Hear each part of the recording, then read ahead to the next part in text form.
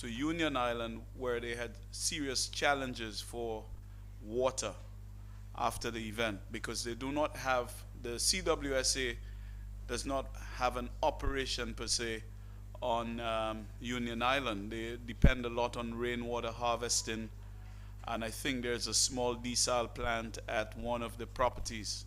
So GSD came on board, and they do have an MOU with the NEMO in St. Vincent, and of course with SEDEMA. So I will invite, well, I should just tell you a little more about GSD. It is a US-based non-profit dedicated to working alongside regional, national, and local communities to strengthen resilience to crisis through rapid response and disaster preparedness, guided by humanitarian principles and the values of integrity, accountability, and humility. They focus on building better responses, those led by strong national systems capable of coordinating effective, timely, and impactful disaster response efforts. So I now invite my friend Simon to be making the presentation.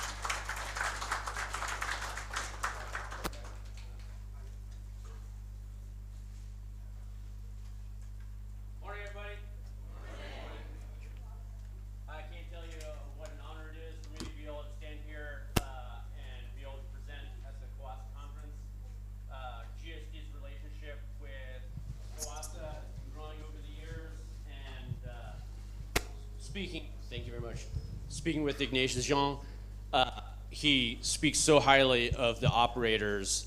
We often meet with people at the worst times, and it's really good to see all these faces and the hands and the brains behind the work that gets done every single day to keep water flowing throughout the Caribbean. So it's an honor to be here. Let me find my clicker.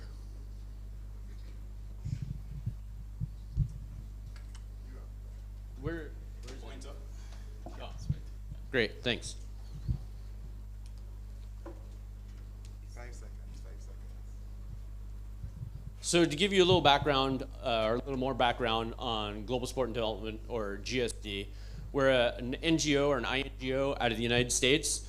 We are not government funded at all. We have a single point donor. It gives us a lot of agility as to how we respond. And one of the premises behind the organization is to work with the local entities, right? So we are going to do everything we can to amplify the efforts that are done locally. We want to integrate in with the plans that you have. You can see up here that our desired impact is we're trying to reduce the amount of time it takes from the impact of a disaster to when things start getting better. And that means the governments and the national entities are able to handle the incident and return things back to normal. And then we do that through disaster preparedness and through rapid response. We have a couple cool things that we can offer, one of which many of you may have seen our ship, the Dawn. The Dawn was specifically built for disaster response and has all sorts of capabilities. You can see big H, we can land helicopters up there, but we have a command and control room. We have a lot of water stuff that I'll talk about in a minute, but we also have maritime access. So we have divers on board. We have a lot of supplies that we can bring on board, and we'll talk about that in a little bit, but you can see right there, we also have tenders that come off, so we have vessels that can get into shore even if we can't bring our ship in. And the ship is touring through the Caribbean almost year-round. Then there's wash support. As Mr. Jean said, my name is Simon Friedman. I'm the wash program manager within GSD, and these are the things that we cover. To give you an idea what we can do, we can produce water on Dawn. We can produce water on shore as well. We have freshwater filtration for the countries that have surface water that has fresh water. We do last mile water transport. We can help you move the water to where it's needed. And then We have lab facilities that we can do water quality testing. And lastly, we also have the ability to assist with infrastructure repair. We'll talk about that in a little bit. So when Ignatius asked me to speak, he said, can you speak about what GSD did during Beryl? This is what Beryl did to Union Island. It obliterated it.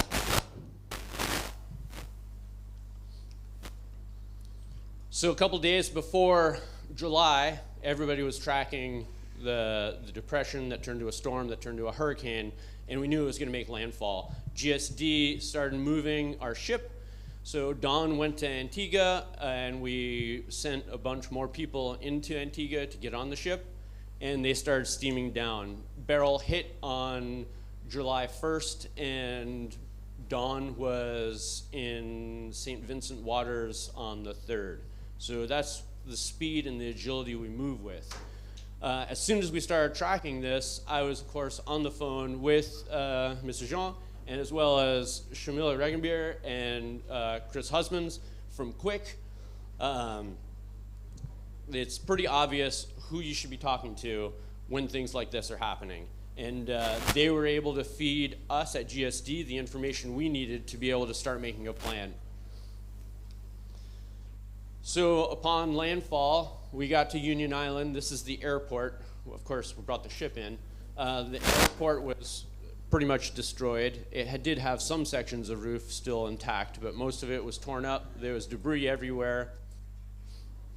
And the team immediately went to work with clearing debris, identifying infrastructure that was viable or could be viable, and started to figure out who was a point of contact to work with through on the island. And these slides are emphasizing what GSD did. And by no means does that take away from all of the work that was being done locally. So I was on the phone with Winsberg Quao nonstop, more than he really wanted, to figure out exactly what the executive manager for CWSA, to figure out exactly what he wanted done. And then there was also the Union Island Environmental Committee that were very involved in directing what the local community needed. And that was integral to us having direction as to what to do to support. We also sent our vessel or tenders out, as well as their maritime access team, to do some surveys. So we have bathymetric capability. We wanted to make sure that through the storm, nothing was blown into, this is actually the ferry terminal, I believe, at Cape Town. Yeah. And we wanted to make sure nothing was going to interfere with the navigation of large vessels. So when large aid shows up, they can bring their ship in, and they don't have to worry about, are they going to hit a shipping container or something else that was other debris. Our divers went in, dove it, checked out anything they found. There was nothing, there was no issues, and at that point, we could start telling people they could bring large vessels into shore. The team on the ground was working with the military as well as the police who started showing up. They started to have a presence at the airport. As you saw, the airport was pretty much destroyed. We were able to help them out with a tent to be able to facilitate a command and control, some clean space so they could operate out of there. And we started delivering diesel fuel because, as everybody knows, fuel is a precious commodity after disaster. We started working on improving the airport facilities so they could actually operate out of there. So we went up, we treated the water tank, we fixed up the pipes and the plumbing so they could bathe and run their operations. And then we started to move fresh water. So the ship carries a lot of water. Throughout our time at Beryl or in Union Island, we dropped off 450,000 liters of water into shore to fill up the existing cisterns. We also went up and visited the local hospital and identified that they had received a lot of damage as well. So we helped clean out the hospital, move the water out of there so the patients were in better in a better situation. Moved water bladders up there and plumbed it, gave them fresh water for showers, and then to be able to attend to the patients. Then we moved on. We started to refurbish the water collection systems in the water tanks. So there was a lot of contaminated water in the water tank underneath the hospital. So we were able to dewater that. We were able to wash down their water tank, transfer over fresh water or cleaner water into it so they could keep their water going. And then we were able to treat the rest of the water that was still existing in the water catchment tanks.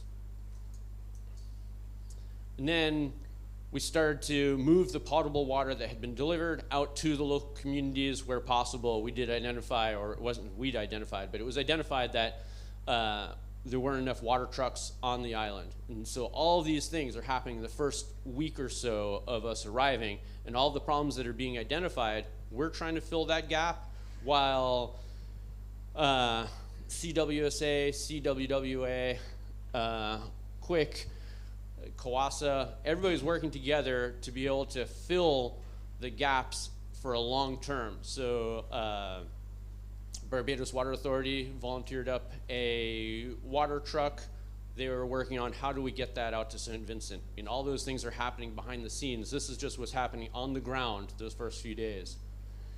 We also were testing water, so we have lab facilities. We were doing some tests to see if the micros were in the tanks that had been cleaned out to make sure we were delivering safe water and it stayed safe. And then, of course, we were doing residual chlorine testing. And then there's infrastructure repair. So we have a whole bunch of engineers that are kind of like magicians on the ship. And we brought those guys to shore, and they just started systematically moving through generators, RO plants, and other medium-sized infrastructure that had been damaged. You can see them fixing, that was an 11 kW generator up there. They wound up fixing the water for 2 of the shelters, repairing this RO unit. They rebuilt the structure around the water system for the, I think it was the Ashton School shelter. So they were incredibly busy. We also did a bunch of wiring, helped put in a lot of the solar systems. A donor had donated a bunch of PV photovoltaic arrays and systems. So our engineers, as well as some other volunteers, were able to put those systems in and start powering the shelters. So that was Beryl. And I'm going fast for a reason, because I have some requests from everybody here at the end that I'm saving time for. Moving on to what do we do now? So we're still doing all the same stuff. We just have more capabilities. After Beryl, we identified we needed more inventory of all these components, as well as we need to be able to expand to be able to support the utilities further. So we have more water production from desal. We have fresh water filtration systems. Water quality monitoring, we'll get into that. And then the transportation. Moving water is a huge challenge. It's not always where we want it to be. Then refurbishing tanks is challenging. And then water storage. When I first spoke with Ignatius Jean, that was like his #1 thing. He was like, the Caribbean does not have enough water storage, so we're investing in that. And then, again, infrastructure repair. So to speak a little bit more about what Dawn brings, it's a beautiful blue ship, only second to the blue of the azul waters of the Caribbean.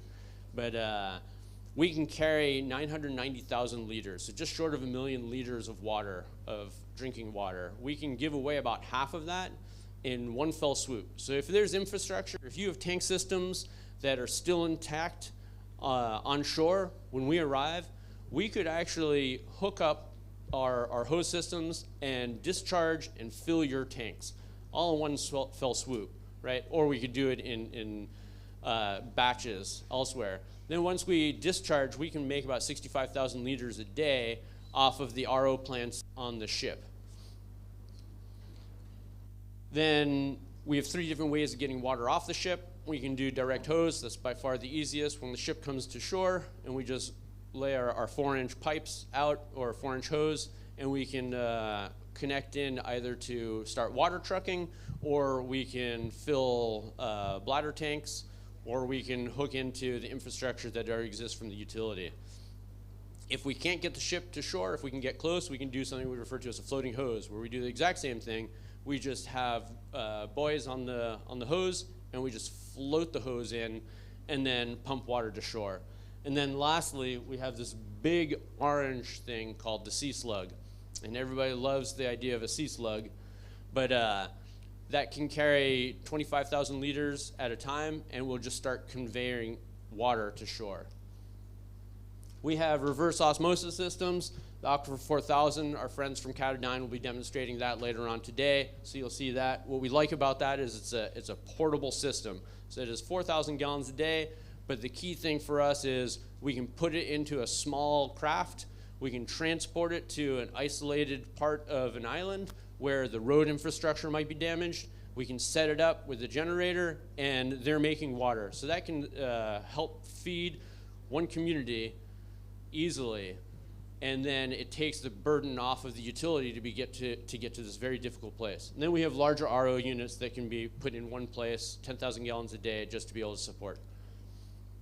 We have freshwater filtration. This is by far the easiest, right? It's way more energy efficient. These are small units and small Pelican cases. They can do about 3,000 gallons a day each, and they're relatively inexpensive. We just show up, we'll train people on how to use them, and we'll turn them over to the utility and the communities to be able to manufacture their own water, and we'll just assist where necessary.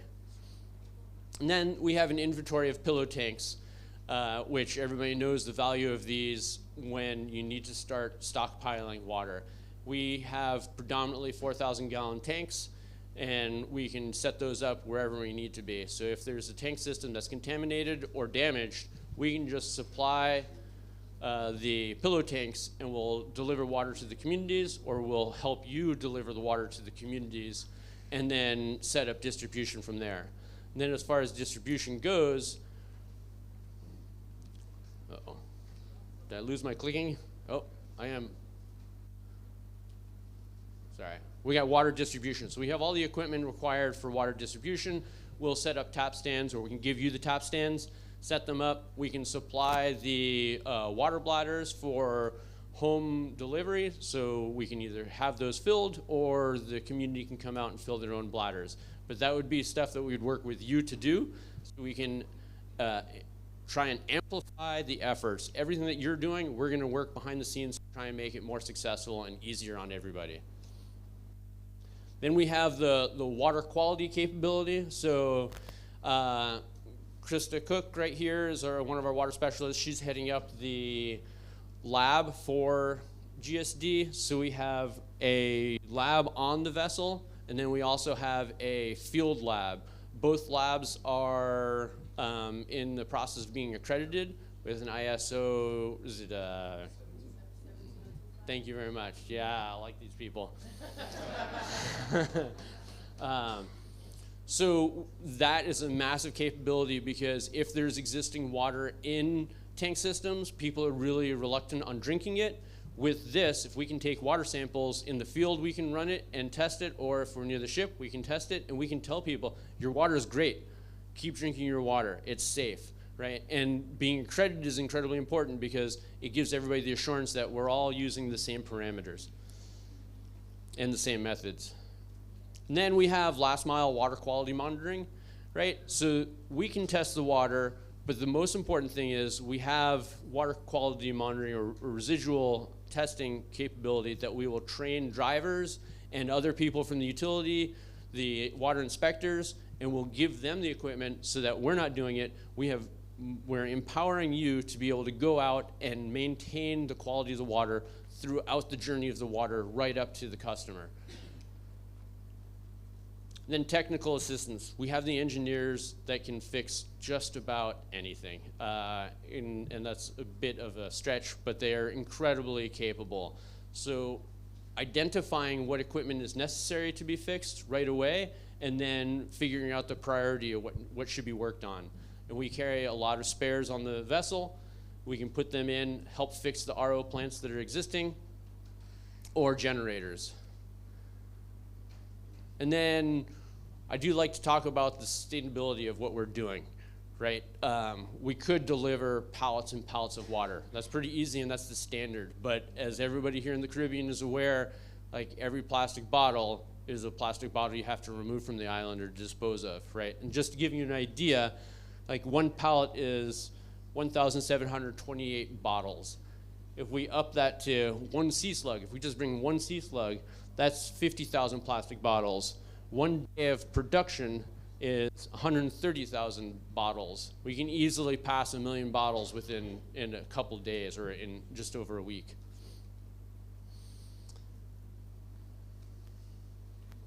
Lessons learned. This is where I wanted to spend all my time, so I'm sorry I used up my 20 minutes. No, you go ahead. All right, thank you. We're going to fast forward the team from CDB after you. Okay, I appreciate it, thanks. So lessons learned. What we got out of working on Union Island, working with CWSA, and then walking away from Barrel. One, we were incredibly humbled to work with so many amazing people, right? The level of commitment from St. Vincent was like touching, and it always is. I think that's why we're in this business, is because helping people, you get to see the light in everybody come out. But what we would like to see is if we had prior engagements together, we could work when that dark day comes together more easily. There's less of that learning what your capabilities are, learning what our capabilities are. So I'm gonna ask that we try and come up with ways that we can have those engagements during blue sky days. And then when it does become the gray sky and dark sky, we'll be familiar with each other. Then having designated points of contact. What we realized arriving to Union Island was because CWSA didn't work directly on that island every day, it was difficult to figure out who could really guide us. If we had a clear point of contact as far as who typically runs water, who typically runs operations, and it's not just from the utilities. We're asking the utilities because we're on the water side. We also work with the NEMOs in every country, and we ask the same thing from the NEMO. Who is your point of contact in this community? Who's your point of contact in this neighborhood? And that gives us a better understanding as to how we can support what you need done, not what we want to do. It's how do we make it easier for you? How do we unburden you for at least a short period so that you can move forward and get water moving again? We need clear objectives. It's not for us to decide what needs to happen. It's you. You are the people that live in these communities, and you know the situation way better than us. You most likely have just lived through it, so you might be a little shell-shocked, but you know what needs to be done. Let us know. Tell us what the priorities are. Tell us where you need water in a shelter, or what system is offline and where water should be going. And then strengthen the relationships between the utilities and the NEMOs, right? That's critical because and I think that my friends from Quick and from CWA will talk about it being like, we all are working together. It's not just one organization or one person, right? We rely on everybody, and the conduit is pretty much through the NEMO. So the more that the water utility can start designing a system that works with NEMO during emergency, the easier it is for response entities to be able to integrate in with what you need. So here's my big request, right? I'd like everybody to scan that QR. That's my personal contact information. And I'd love to hear from you, to hear what we can do together. GSD and Dawn is constantly on tour through the Caribbean, and we're looking to have more engagements with the utilities. We'd love to come to the different countries and deliver water. We'll put water into water trucks. We'll do some small 1 or 2 day exercises, or even if it's just a couple hours. we'd like to sit down with you and just do a tabletop. Let's just walk through what this would look like if something like a volcano or a tsunami or another barrel were to land. How can we work through these things before it actually happens? Then who can make a request, right? When does Don show up? How do you contact GSD? Pretty much anybody can make a request. It works best if you work through your management and go through the NEMO, and NEMO reaches out to GSD, but that's not the only way. And we are capable of all sorts of different things. I was looking at Mr. Smith's talk yesterday, and they were talking about all the rain events going on, and the fact that they're having the difficult terrain to cover to be able to replace some of the intakes or do work on the intakes. We have chainsaw teams. We have people that can do all sorts of different things. So there's no reason not to reach out and make a request for assistance. We have people, we were helping out with some of the skid steers in Dominica that their NEMO had that were not running. Don't hesitate. Go ahead, reach out to us, make a request. And then we really do want to work with everybody before the next big storm. So if you have an idea as to how we can engage together, reach out as well.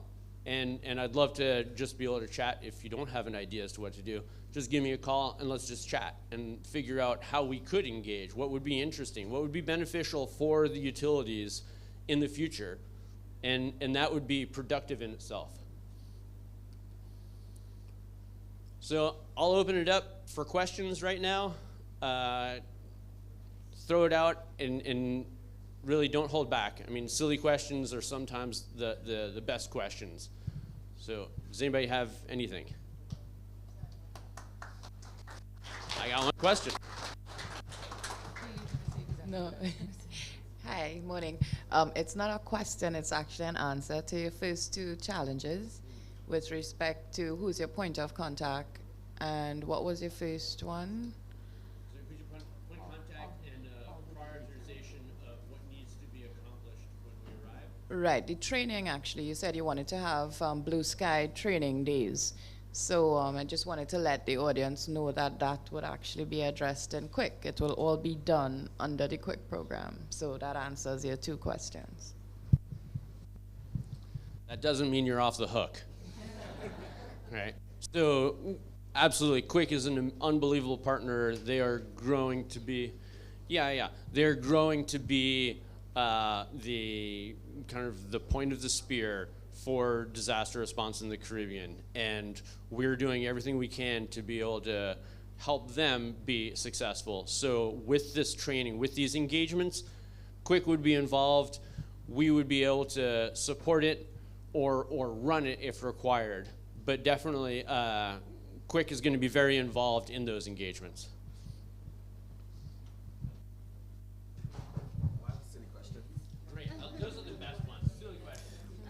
Now, I noticed you make mention of using aquifers and surface water, but is there anything in place for you to use stormwater that might, still be around?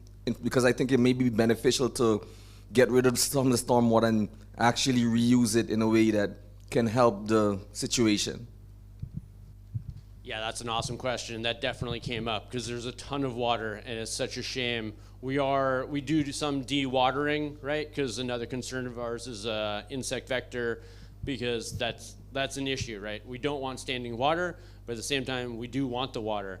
We don't have the filtration systems yet. We're working on them. Typically, that water is fairly turbid or fairly contaminated. So in a lot of cases, just getting the water out so it's not standing water is the priority to stop disease from spreading. But with the AR6s, which is those small freshwater filtration systems, what we did find is we found a lot of tank systems. It wasn't standing water from storms, but it was existing water in tanks, but it was contaminated.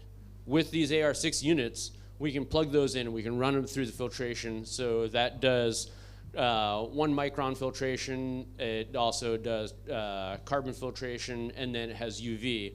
And then we can store that. So we're saving the water on the island because we know that fresh water is precious here. So high determined water like that, does it have a big impact on the filters and the shelf life? Well, High turbid waters that might be inside the tanks. yeah, so the great thing is that the water in the tanks is often less turbid because it's able to settle. I mean, depending on the specific gravity, unless there's a lot of bios in there, and if there is a lot of bio, then we have other issues, right? It's going to eat up a lot of filtration, but we will do what we can to conserve the fresh water that is available.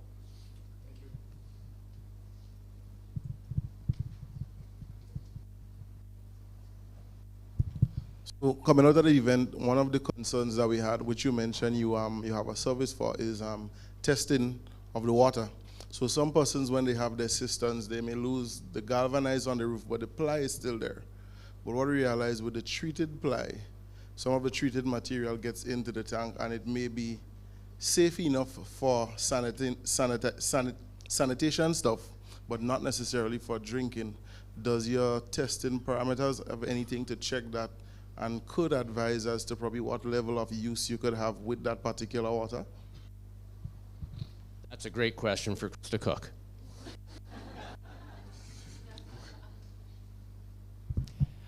I'm sorry, I didn't quite catch the question. What gets in the water exactly? Like the treated ply material has some chemicals in it when they treat it against termites. Oh, termites. Termites is your problem. Well, not termites, but there's like constantly injected with like a cyanide component, right? So CCA, so that's going to leach out and it's going to contaminate. So there's going to be other toxins in the water that would make the water appropriate for hygiene use, but not for potable use. Do we have the capability? Does the SL1000 have activities that would be able to use for arsenic and these other? At this moment, we can only test for 5 specific parameters, which were listed: turbidity, free chlorine, pH, conductivity, and E. coli right now. But we are going through the accreditation process this year, and then next year we can do a scope extension and add other parameters. So that is part of the engagements that Simon was talking about, is figuring out, well, what's important, what do we need to test for? So that is further discussions we could have in the Blue Sky engagements. Did that answer your question? Good. But we'll look at that right now. I mean, we'll take note of it. We'll take note of it and start seeing. I mean, that's a little bit of research on our behalf, and we'd love to work with you on that to see what are those chemicals that are leaching into the water.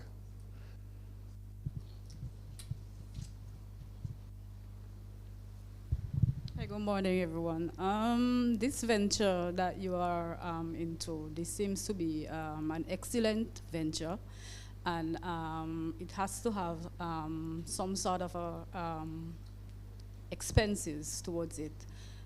So I was wondering how do you access monetary contributions towards this, and how do you manage these expenses? Great. So there's 2 parts to that. How do we access our money? Is we have a donor that's funding the program, which is a very unique situation.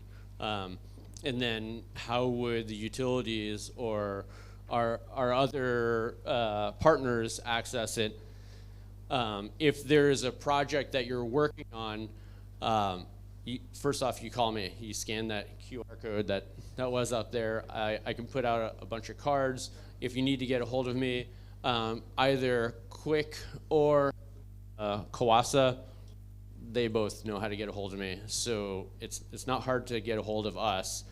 And then we can discuss, depending on what the funding level is and what it's for.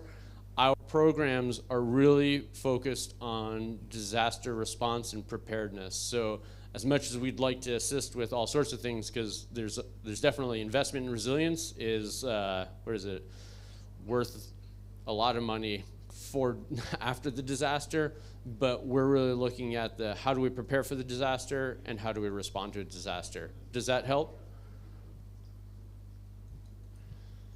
Okay. Ignatius, just hit me with the bell when it's time. Jason Brown, APO Antigua. A follow-up question to what she just asked. I mean, growing up, and even though I'm an adult, you always say nothing in life is for free. So I would like to know, you put in all these monies, when the country stabilizes, do you expect something in return? That's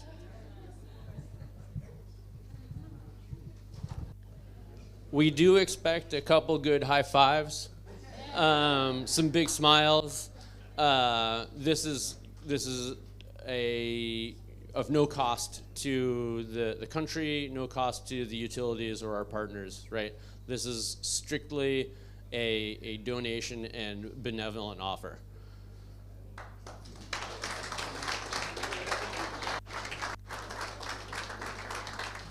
Are there any more questions? Otherwise, I'll pass the mic back over to.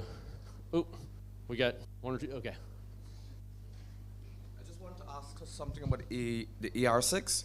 Yeah. What type of technology is it? Is it RO only, or does it have like carbon and an ion exchange component to it? Because that could actually answer the questions about the resins or whatever that's inside the plywood that can go into the water. Does it have those other technologies in it? Yeah, definitely. I was thinking the exact same thing. The testing parameter is the question in mind. I think that the carbon filtration of the AR6 would actually absorb. Yeah. So the AR6, they're very affordable. They're in a small Pelican case, and it's very similar to systems that you would actually see in some households, which is just exactly, but it's just slightly larger. And it can do 6 gallons in a minute, right? So it can pump water through. Yeah. Hi there, Corey Jackman from Ecohesion Inc. My question goes to wastewater, and typically when there are disasters like this, how much is wastewater a concern and management of the wastewater, and do you have technologies which you deploy? Yeah, just was he concerned there? I was hoping you weren't going to show up. Yeah, absolutely right. Wastewater is a huge carrier of pathogens, and we're all concerned about having clean drinking water, but clean drinking water gets contaminated very quickly with spillage of wastewater, which is expected during storms. As of right now, the program is strictly with water production and water delivery. We hope to have that capability coming out underneath the immediate need portfolio at GSD soon, but I can't commit to it. But I like the fact that you brought that up, and I hope that you got my contacts, and I would love for you to send that my way, because the more input I get from the local utilities about concerns for anything during disaster, that puts it higher up on our priorities, and we can start to take initiatives to come up with a resolution for wastewater treatment during storms. Great question. Okay, thank you very much for your attention.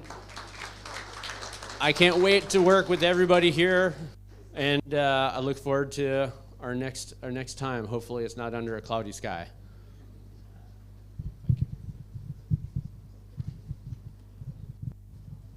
Right, thank you very much, Simon. Let's say it again for Simon. Let's do it.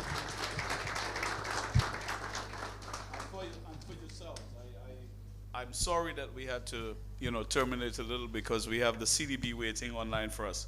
But just before I go to Mr. Squires, the CDB, I must recognize the participation of the Belize Water Services Limited. They came in there, I think, their flights were delayed, and they popped in yesterday. And before I could meet them, they had sneaked out and missed all the events because you know what? Their luggage is still in St. Lucia. So we really appreciate you being here, Mr. Cornelio Acosta, who is the executive chairman. We have Ms. Rashida Castillo, the financial manager, and Ms. Reina Gonzalez. Thank you very much for making the effort. So we're now going to have Mr. Dwayne Squires, who is the um, yeah, the project development officer at the Caribbean Development Bank, one of our sponsors, and he's going to make a presentation on some of what CDB does to keep the water industry in the Caribbean together. The governments and the water utilities have to go to our development banks, the CDB, the Development Bank for Latin America and the Caribbean, who were with us yesterday and they're fairly new in this region, and the Inter-American Development Bank. So over to you, Mr. Squires. Hi, good morning all. Just confirm you're hearing me. Ignatius? Yes, Dwayne, we are hearing you. We haven't got your video just yet. Right. Well, I also sent a request to share because we'll have a short presentation. I'll turn on the video now. Okay, I think the technicians are working on that. Yeah, we got you. Okay. Thank you. So good morning all. Good to see some friendly faces in the room. Bernard, you need to smile. Thank you. Thank you. All right, I'm just waiting for my presentation to key, but let me say thank you to the CAWASA, for inviting us to be a part of this, and we're pleased to sponsor this 8th Water Operators Conference. A very appropriate theme of empowering water utility operators a pathway to sustainability. We are really pushing to have our new water and wastewater policy and strategy out this year, and part of that would be people in water really need to be at the center. I have to admit, we look at the big ticket items, the money is in the infrastructure and the plant and so on, and we intend to put a lot more emphasis on building up the human resources aspect of the sector, the operators on both sides, as well as the policymakers, regulators, so that will be a feature of the new policy. Do I have permission to share? Yes. And to share your screen now. Sorry. Okay, there we go.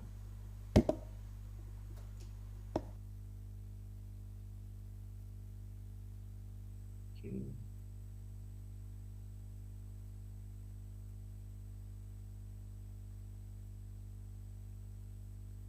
Okay, just confirm you're seeing the slideshow. Presentation mode. You're good to go? I think so. All right, great, thank you. All right, so as Ignatius indicated, my name is Dwayne Squires. I'm acting portfolio manager, Economic Infrastructure Division, the Caribbean Development Bank. This is the title assigned to me by Ignatius. I'll be obedient and stick to it. I just want to give you a little background to the bank. I don't want to assume, well, the bank has been around 50 years. I don't want to assume that you know who we are.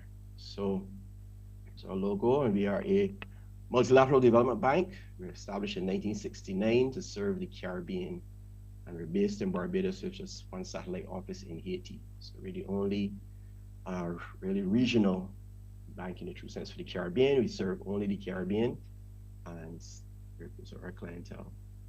Our strategic plan is currently being updated. Last one ran to 2024. It's been extended into this year.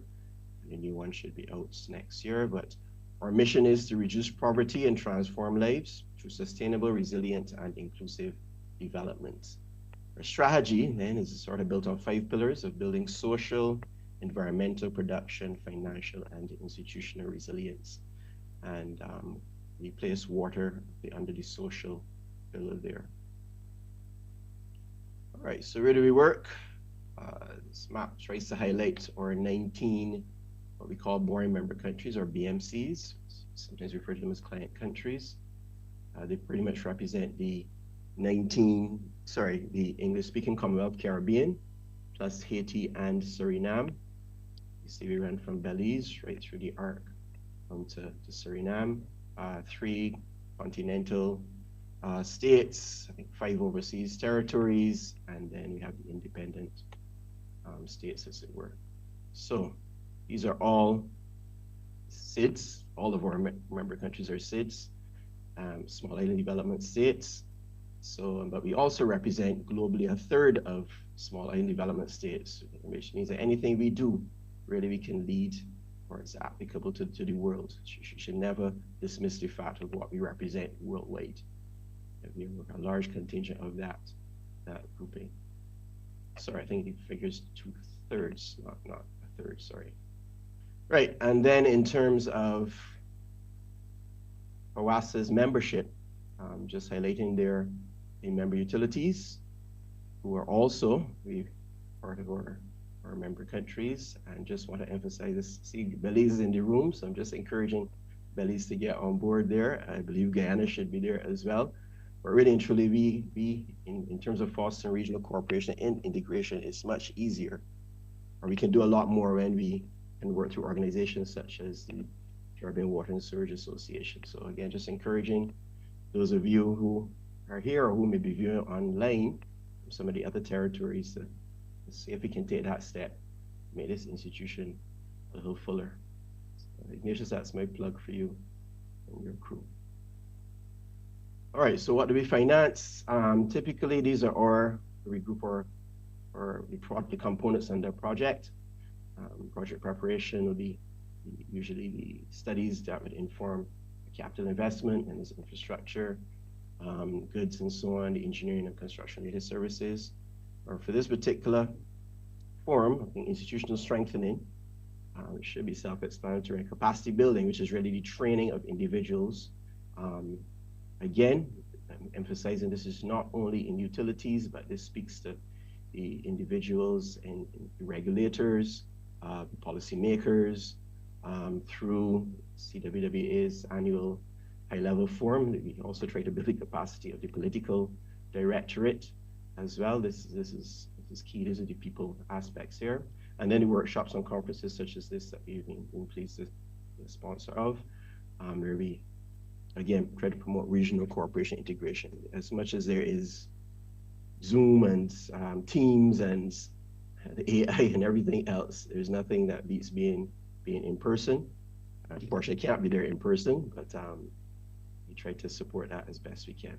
And then project management and so on, which would be needed to support the initiatives. All right, just here we have the flags of countries. We currently have operations in the water sector. We have 10 countries here. I hope you can recognize the flags. Otherwise, you may need to do a refresher. Just specifically, some of our ongoing work. In Guyana, we currently have our largest operation in the water sector, 72.6 million. Alone, our own various resources, some of which we channel from other development partners, such as the European Investment Bank and the government of the Italian Republic. And here, the goal really is improved water supply. And again, the people, at the end of it, we have to remember it's people that we'll be serving. 14,500 households are to be impacted by that once it is completed. In Grenada, we have a $20 million grant, which came through the United Kingdom's Caribbean Infrastructure Partnership Fund, through their Foreign and Commonwealth Development Office, also looking at improved water supply, pushing water from pretty much the middle of the country in the west to try to get into the south, where there is a greater need for heavy tourist development and so on. So connecting networks and trying to reduce our revenue water even more. And again, looking at 2,200 households, as it were. And again, these are sort of infrastructure focused, but we do want to highlight, and I think you may have had a presentation this already from our colleagues there. I think you saw Shamil in the room. The Caribbean Water Utility Insurance Collective. We are part of that, a very small part currently of that 26 million. Again, it's in partnership, and you should have heard about the three components of that: the parametric insurance, the disaster risk management training, and the technical assistance for project preparation. We are currently putting additional resources in there to bridge some gaps. So those would target, again, components 1 and 3, which are around the disaster risk management training and equipping, which should directly impact the water operators. That's open to all regional water utilities. Again, I just want to put a plug there to get on board. The success of this venture is dependent on scale. It is a pooling of resources, a pooling of risks, certainly on the parametric insurance side, and so that everyone can benefit and not reinventing the wheel. This is something that's being tested in the region, and I'm sure Grenada, they should also be in the room, can testify of the benefits, certainly the parametric insurance side thus far. All right, so just so those projects have been in response to some common problems we all face. As I said, we're all already smaller development states. We're as a region, we're small. 19.4 million sounds a lot, especially from Barbados, where we only have 250,000 people. But that demographic is also aging, and the water sector is not immune from obviously the population. So we expect that would be something you're maybe experiencing as well. And it's actually one thing we plan to study as we go forward, as we look at the human resource base and the adjustments that are needed there. So aging is not only capacity physically, but we also know the technological changes and so on that can be, it's moving at quite a pace. And so there's a need also to make sure everyone is literate in that aspect. One of our cross-cutting themes is an overall strategy for the bank is digitalization. And so again, we want to put more into that so that as the systems improve and make some things easier, it also needs a new knowledge base that no one is left behind, as it were. Right, so 2/3 of our BMCs or countries are water stressed. If you look at the SDG goals, really and truly, we look good in that we have high access to water in many of our countries. What's where we're lacking is the service levels. So while you could get water at certain times of the year, you can't get water. There's rationing, shortages. If there's heavy rainfall, systems need to be shut off and so on. We have low centralized wastewater collection coverage. Storage and sewering is expensive. It has not typically been a priority from most governments. But what we see in Barbados, for instance, is with the necessary legislation and the frameworks being in place, there's now a push towards water reuse.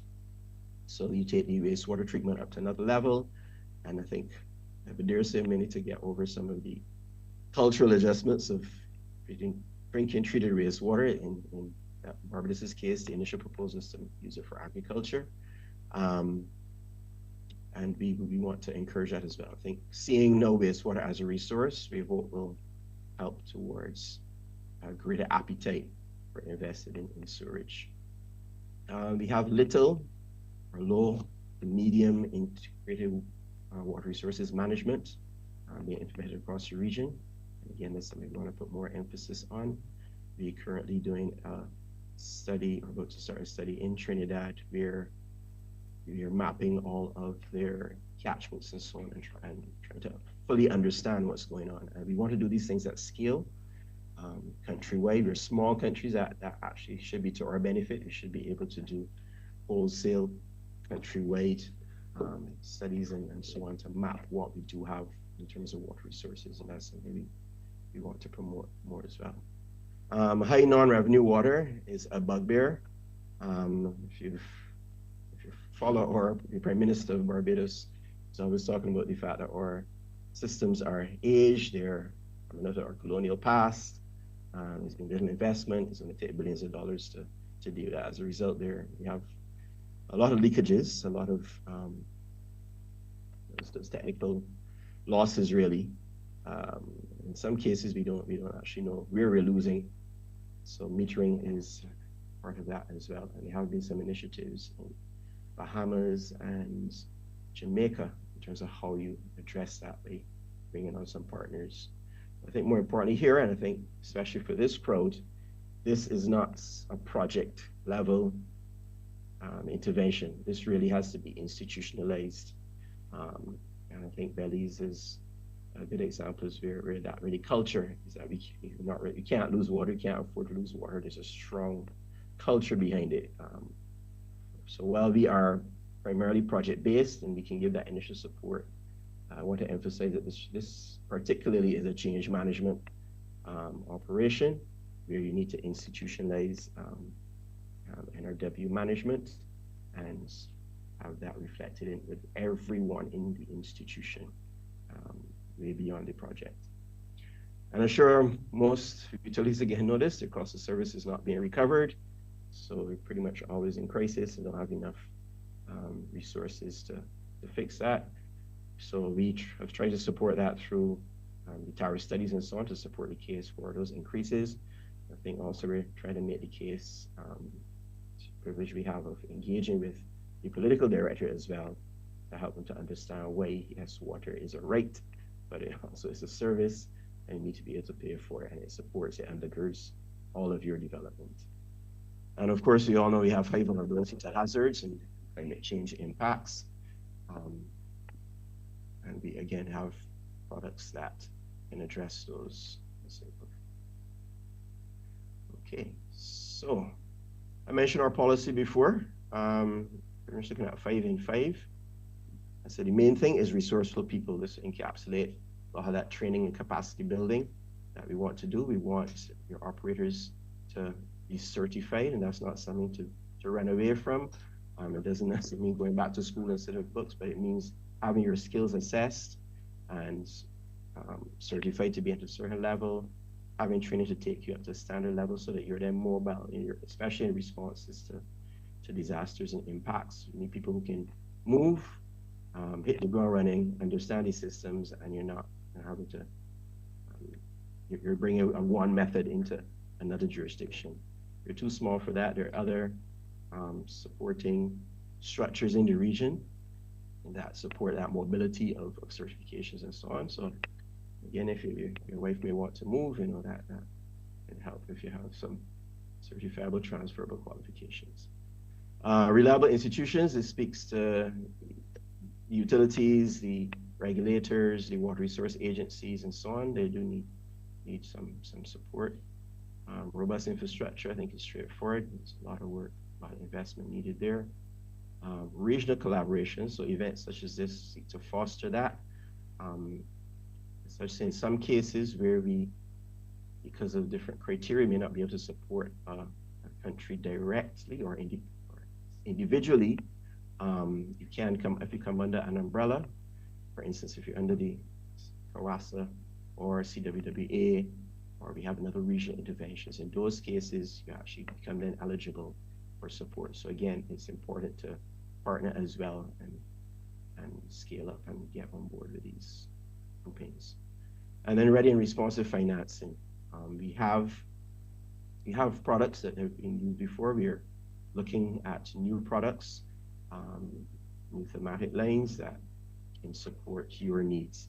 I think one of those is even if quick, as I mentioned before, where resources in terms of financing is being provided directly to that institution, so that utilities can go directly there rather than typically they would have to go through the government to access our resources. So again, a plug for quick. As we get that resourced, you can go there for, well, this will be project preparation. We're not looking at any infrastructure level investments at this time. All right, so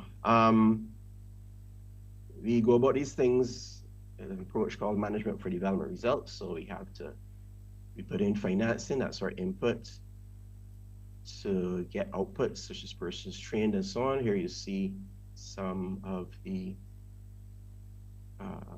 results that we call the output level of our different initiatives we have going on. I mentioned some of these already. So one project, we're looking at employees trained in systems and software, looking at a climate adaptation action plan developed. So typically for all of our projects, we are doing a climate risk and vulnerability assessment. Now, again, that's not just looking at the vulnerability of infrastructure, but it also looks at the vulnerability of institutions and people. The days are going to get hotter. What policies and plans, operational strategies you have in place to deal with things like those? What happens after you're impacted? What plans are there in place? How do you get to your remote plants, that type of thing? So those things are fleshed out in that assessment. The plan is developed, and again, it's not just infrastructure, it's people and institutions and systems. We are pushing really and promoting every country should have, here it's a strategic water sector framework, but we want everyone to have a master plan. And then from there, you can then sort of shop for financing. But we need that picture. Again, if we want to scale up or do things at scale, if you want to collaborate and say, well, Belize has a need that's the same as St. Lucia's need, we can identify it from that. That's not just us, it's all the development partners, or they're also philanthropic agencies who want that type of information. So again, we're pushing for everyone to be on board there, so we know what we need and get that done. I mentioned the cost of service and tariff studies. Again, there's an IT strategy and action plan and another project to deal with getting the technology integrated. Persons sensitized to gender issues in the water sector. I'm not sure if you have any female operators in your room, but that is something we can support making room for, understanding those issues. Residents trained. So again, I mentioned beyond the utilities, you also target the users, the consumers, the customers. And so one intervention, we're looking at having them trained in sustainable water resources management practices. So you're going to get more water from this intervention. We don't want you to waste it, or you're going to use it, utilize it properly. We'll see communications around that. And then another case in terms of looking upstream of the plant, we're actually training some farmers in slope stabilization so that their practices don't compromise the river, which then flows the dam of the plant, so that you don't have an issue when you are impacted by heavy rainfall. All right, and then again, I mentioned the strategic water sector frameworks, and so we want to have a regional outlook on this. So here we are working with CWWA in trying to develop a regional results framework where we have these indicators as to what is needed. What's missing here is a baseline. So we would want to know, again, how many water operators are already trained to a certain level in what. And then we would know how many need to be trained. And from there, by country and by agency, we can identify, okay, CDB is going to do 100 operators in Dominica. Another agency will do 50 in St. Lucia, and we can be able to see ourselves moving towards the target. Currently, we don't have that picture. We're working again with partners to do that. Okay, this is just about my final slide. So I do want to emphasize partnerships. We are big on partnerships. Perhaps CWW already spoke to this, but there is a regional strategic action plan implementation monitoring committee, which is essentially an umbrella committee with all the donor agencies. They're invited to come under that umbrella, to meet once a month, to look at what we're going to try to go forward in a uniform way. Now, how does that benefit you? It means, as you've proven already, we want to come to you once for data, or together for data. You shouldn't be having data requests, and I'm saying this so you start to hold us accountable as well. Requests for data should not be 3, 4, or 5 times a year, depending on who wants it. We really want to get over that. We're looking at trying to centralize that, put the data protection frameworks in place so the utilities are secure in giving the data, making sure it's secure. Those are things we're working on, because a lot of times we are, I won't say reinventing the wheel, but we are duplicating efforts. We're really trying to get ahead of that. I also want to stress that in terms of when the agencies, you do engage with agencies, please share information is what we're doing with other agencies, because we are already under our umbrella, we are sharing that information. So yes, we are collaborating. Yes, there is some competition as well, but it's better that we just know what's going on. So again, we protect both ourselves and yourselves from duplication and unnecessarily using resources, and also identifying opportunities to scale up and beef up things. If something's already done, already studied, already designed, just you can bring that, just put money to it and scale it up. Those are the things we want to do, not study and study and study everything to come up with solutions. So I just want to emphasize the partnerships, and I believe that was my last slide. So thank you very much. It's my contact information, but if you scan the QR code, it should bring up my contact info. And I wasn't tracking the time, Ignatius. I'm depending on you to tell me if there's time for questions or anything else. Thank you. Thank you, Dwayne. I don't know if anyone has any questions for you at the moment, because I have the World Bank lined up to join us very immediately following you. But thanks a lot for joining us, albeit virtually, and we're happy to have the support of the Caribbean Development Bank. Okay, thank you very much. Thank you, Dwayne. The rest of you, enjoy the rest of And you. I just should have one correction here for you. Mr. Squires is the portfolio manager acting for Economic Infrastructure Division at the Caribbean Development Bank. So I got that right, Dwayne. Yes, yes. Thank Right you. now. Thank you. Okay. All right. See you then.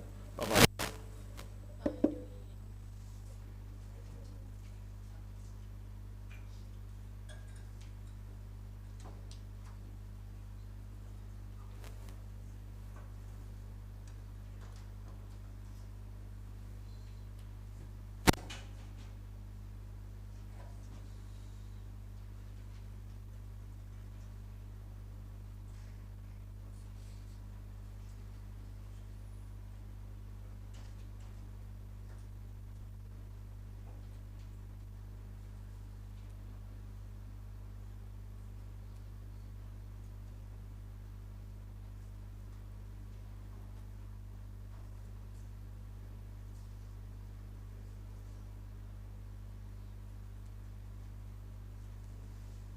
Hi, good morning, Gustavo.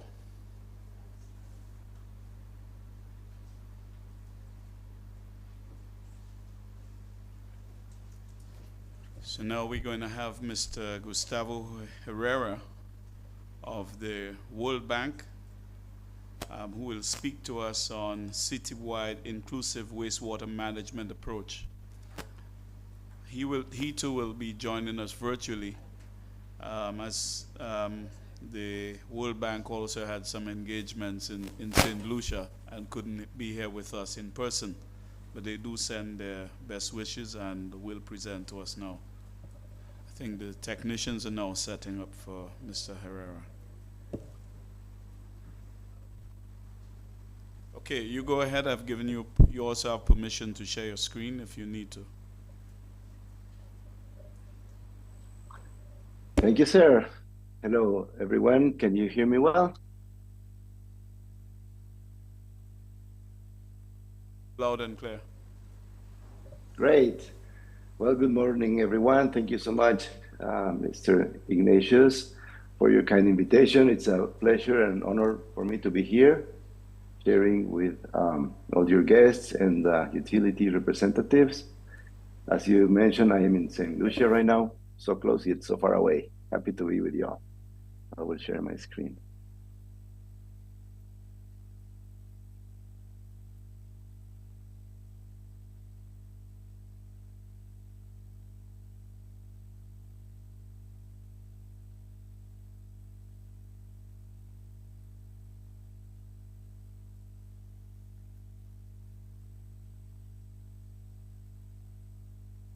Can you please confirm that you can see my screen? We have your screen. Yeah. Okay, great. Let's get started then. I would also like to say hi to everyone on behalf of Lilian Pena, the testing leader and lead sanitation specialist in water and sanitation specialist at the World Bank. She's heading the ProBlue initiative in the Caribbean region, and this presentation is part of this program. So I've been asked to present basically an approach, a different way of doing things that could be an opportunity for the utilities in the Caribbean areas. So I would like to share this concept presentation with you all. To start with, I would like to talk about the pollution process. And we all know about pollution, we're aware of it, but it's very important that we actually understand the mechanisms that lead to the eutrophication process, pollution process of the water bodies, so we can also understand how to manage this pollution and prevent the pollution. So when we use a hydraulic sanitation system, such as toilets and sewers, for example, what we do is we deposit basically at the household level urine, excreta, feces, and gray water, and we mix that with potable water, drinking water that our utilities supply.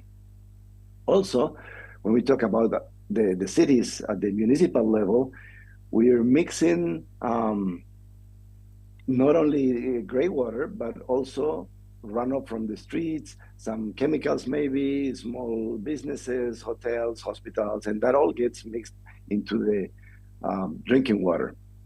When the drinking water gets mixed and contaminated with wastewater, then we get black water or wastewater, right? So that's the process.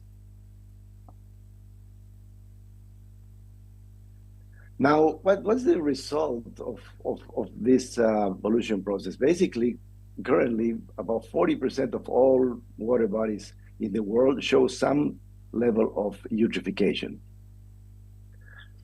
All the pollutants we put into the water can be divided in these four big groups. Solids first, then metals and chemicals, organic loads and pathogens, and phosphorus and nitrogen that we call nutrients. The solids create turbidity in the water and prevent the sun UV radiation from going into the water. Then the metals and chemicals create toxicity and put at risk all life form in the water sector, such as fish, for example. And the organic loads and phosphorus create the eutrophication. We will see how the eutrophication works also. That's on the environmental side. Now, on the health risk side, in just 1 gram of wastewater, this is all we can find, like 10 million viruses, 1 million bacteria, 1,000 parasites, and 100 helminth eggs, creating a high risk of all these diseases that you can see on the slide. So those are the health risks related to wastewater when wastewater is not properly managed. Now, the eutrophication process is like this. Any amount of organic load that we discharge into water will take the oxygen out of the water to feed the microorganisms. The organic matter and the nutrients become food also for algae and plants, and we create uncontrolled rapid growth of especially algae, like algae blooms. Then those plants die and decay, and then the cycle reinforces itself. And after a while, we end up with an environment like the one you see on the left, a eutrophic environment in which we have lots of nutrients, but very, very little oxygen. And actually what we want in a thriving, lively environment in the water, we want an oligotrophic environment like the one on the left, with lots of oxygen and very few nutrients. So on the left side, we have the pollution process in which we mix all these contaminants with water. In order to solve the problem, we take the wastewater into a treatment plant, and the treatment plant is in charge of solid and water separation, basically. So in a treatment plant, we will separate all the solids, all the organic matter, all the nutrients that we have put into the water. Now, contaminating is quick and simple, but treating the wastewater, decontaminating the wastewater is complex and expensive. Why is it complex and expensive? Because we need space, we need energy, we need infrastructure, chemicals, everything to go back to clean water. Now, since we use a lot of water for just a very small quantity of contaminants, treating wastewater is like it's like finding a needle in a haystack. Think about the toilets and the water that one person uses every day. One person uses between 100 liters and 150 liters per day, but our excreta is only 1 liter, including urine, 1.2 liters. All the feces and the urine are just some grams that we mix per person with 100 or 150 liters of water. So it's a very, very diluted fluid. Wastewater is very, very diluted, and that's why it's expensive to treat. Now, what about the logic of the cities and how we move and combine the nutrient cycle with the water cycles in the urban settings, in our cities, in our towns, in our municipalities? We bring food from the countryside, from the farmland to the cities. People at the household level, we consume the food, then we go to the toilet and deposit our excretas in the toilet. This is a hydraulic sanitation system like toilets and sewers. And then we treat and discharge. And sometimes we don't even treat. But this is a very linear approach that has been working like that for the last 200 years since we invented the sewers, right? And the flush toilets. So this is a very linear approach that has not been working well, because if we think worldwide, less than 10% of all the wastewater in the world, in the cities, gets treated to an appropriate level for being discharged and without polluting the environment. So we should change this logic for a more circular approach in which we can separate again the water cycle from the nutrient cycle. And so the water should go treated back to water bodies, such as the ocean or streams or rivers, but the nutrients should go back to the soil. If we keep the nutrients in the soil, then we can also keep on producing food, right? But when the nutrients end up in the water, then we cannot get them back, and they end up producing the eutrophication we saw before. So a sustainable sanitation system, now we're moving, instead of the linear approach I showed you before, to a more integrated circular approach.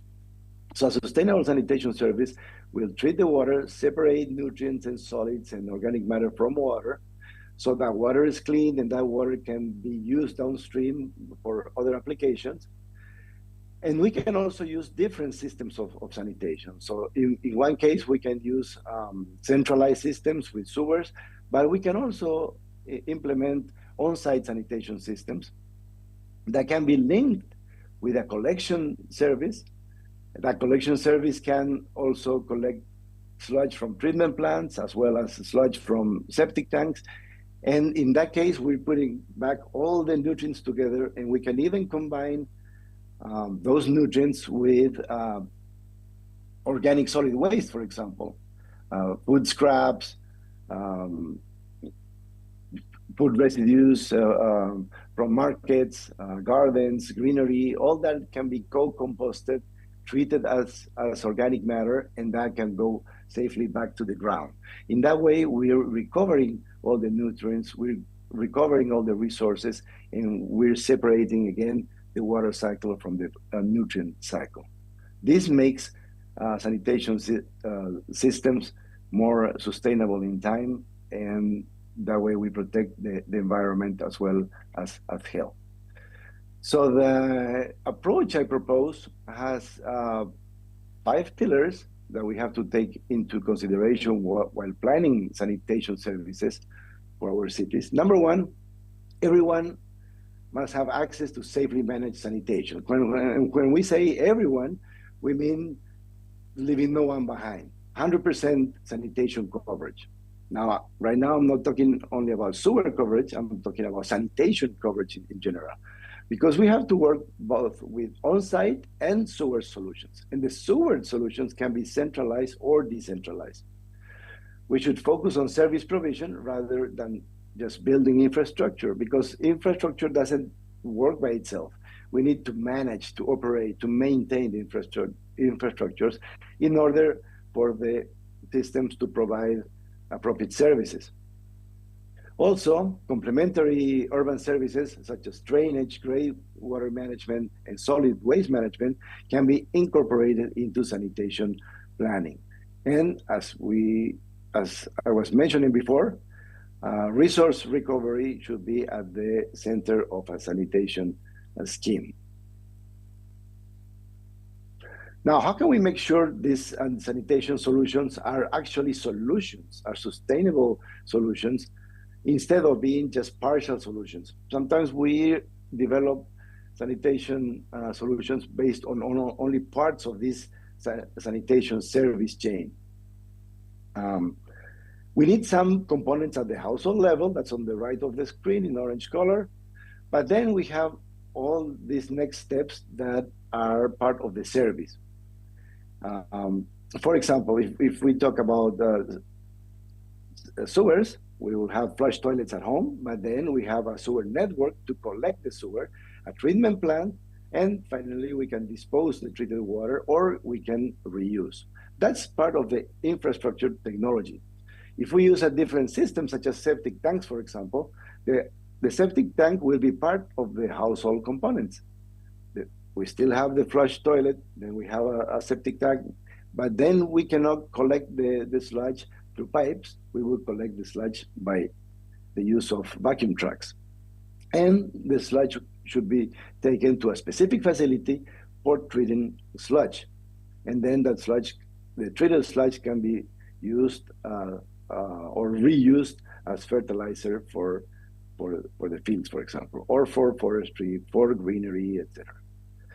Now, as infrastructure is important and is in the top of the diagram, in the bottom we have the service provision management, operations and management, maintenance. So each of these steps of the sanitation service chain have to be serviced, operated, maintained, and that's the key to developing full-scale solutions that are sustainable in time and that provide appropriate services. The first part, the household components, are usually in the private domain. Now, all the rest of the components are in the public domain, and the interesting part of this is that these components can be either publicly owned and operated or privately operated as well. For example, we can have septic tanks at home at the household level, but we can work with the private companies, for example, that do the collection of the sludge and transport to a treatment plant. That treatment plant could be private or can be municipal. It can belong to the public utility, right? But the idea is that we can work fully public or we can work in agreement also with the private sector, and the private sector can participate along the entire chain or only in some parts of the chain. So that gives us a lot of flexibility to do things, and we can take advantage of different actors and their capacities. So for planning sanitation in our cities, if we want to achieve 100% coverage of wastewater management, of appropriate sanitation services, we should work at least with 3 different sanitation solutions. Number one, the conventional sewer approach, in which we have sewers and centralized treatment. This is what we have been using all along in our main cities. But we can also use sewers that, instead of going all the way to a centralized wastewater treatment plant, the sewer can go to a decentralized plant. These are smaller plants, not as sophisticated, but they can be decentralized for a district, a small municipality, a group of houses, a condo, a development, or even a hotel. And finally, we have the on-site or in-situ solutions at the household level. And this is widely adopted in the Caribbean. In all the Caribbean countries, we see 60%, 70%, 80% of households that rely on sanitation based on septic tanks. So these septic tanks usually exist already in our country. And usually we look down on them. We say, yeah, they only have septic tanks, right? We have centralized wastewater treatment only for the big city, only for 5% of the population, but 80% of the population rely only of septic tanks. Like this will be a bad thing, but actually, I would like to convince you all that this is not a bad thing. It's a really good thing, as long as we incorporate those septic tanks in a complete, fully integrated sanitation service chain that would involve, in this case, fecal sludge management, septage management. So just as we treat wastewater from the sewer pipes, we should treat the septage that is collected and concentrated in the septic tanks. So in the septic tanks, we have a very important pre-treatment for our septage that can be treated also in specific facilities. So just to visualize this, we have centralized wastewater treatment. That's one solution that we have to use for our urban centers where we have high population density, for example. Then we can have decentralized wastewater treatment. This can be either packaged plants or they can be also nature-based plants. And when we decentralize treatment, we have more reuse options, more reuse alternatives when we have these many treatment locations. And we can use the reuse effluent, the treated effluent, for irrigating a golf course, for example, or greenery, urban parks, forestry, and on next to the sides of the roads. There are many uses we can do when we treat the effluent to a certain level that can be reused. It's not necessarily for reuse on agriculture, but it can also be reused in other urban activities. And the third option, the septic tanks. Here we have a septic tank. As you know, a septic tank is a tank with two chambers at least. In the first chamber, we will be holding all the sludge. Sludge is basically concentrated wastewater. So the clarified effluent goes out of the septic tank, and we start accumulating and concentrating sludge on the first chamber. That sludge will take up volume as time passes by, and we should desludge the septic tanks, depending on the size, maybe every 3 years, 4 years, 5 years. Let's say an average of one time every 3 years. If we have a proper septic tank in a proper infiltration, either soak pit or infiltration trenches, then these septic tanks can work very well for 30 years, 40 years, even 100 years if things are well built. So the full treatment is performed by the combination of the septic tank and the infiltration, either soak pit or infiltration trenches. That second part of the treatment is the most important part, because the septic tank just separates solids from liquid. It can separate the fats, it can separate the solids, but in the effluent, we still have some BOD, some organic matter, and some nutrients. That portion of the effluent, that portion of the contaminants will be treated and separated by nature, by the soil. So the most important thing is that we have good soil. We need some specific minimum infiltration rate to infiltrate water, and we need a minimum distance from the bottom of the soak pit to the water table. And that's the most important thing. So as long as we have between 1.5 meters to 2 meters from the bottom of the soak pits to the water table level, we're totally safe. We're totally safe. The soil, that 1.5 to 2 meters of soil, we do all the treatment we need in order to prevent pollution of underground water. Even if the septic tank is not properly built, the system will work okay, will work fine, as long as we have that distance of 1.5 meters to 2 meters before the water table level. So what does this tell us? That the most important thing about a septic tank is not how you build it, but where you build it, in which places you're building the septic tanks. If you're in a place where water table is very high, then we're going to discharge into the aquifer and we're going to pollute water. But if we are in a higher place, then there's less risk or there's even no risk. Now, here we can also compare the septic tanks with just a cesspool, or just a hole in the ground in which we put the black water, the wastewater from the household. In that case, it can also be safe for the environment if we're far away enough from the water table, but it's a problem for the household because when we have this system, the system will clog. Just a cesspool, just a hole in the ground, will get clogged after some time because the grease will trap all the cavities. It will prevent infiltration into the ground. So that's probably not a good solution. But a septic tank with a good infiltration system built in a proper location, that's a very, very, very good solution that we should incorporate as our citywide or countrywide sanitation system. And as we mentioned before, as long as we connect it to the sanitation service chain. So in a country like this, in the Caribbean, we could map, for example, in which areas it's not a good idea for implementing septic tanks because we're very low, we're very close to the coast, for example, water table is high, we can contaminate, right? In those areas should be sewers, just like we're doing right now.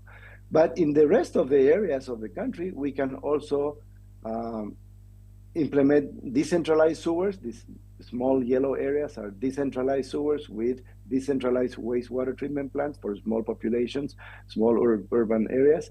And we can also implement safe septic tanks everywhere else where we're not so close to the water. Now, what about treatment costs? In this diagram here, we can see the cost for primary, secondary, and tertiary treatment. This is cost ranges on showing like total annual cost on a US dollars per capita per year basis.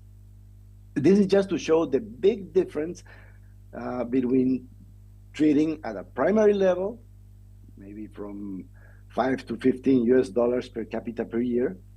And the cost includes investment and CapEx and OpEx, investment and also operation and maintenance. Secondary treatment is much more expensive. It goes from 15 to say 45 US dollars per capita.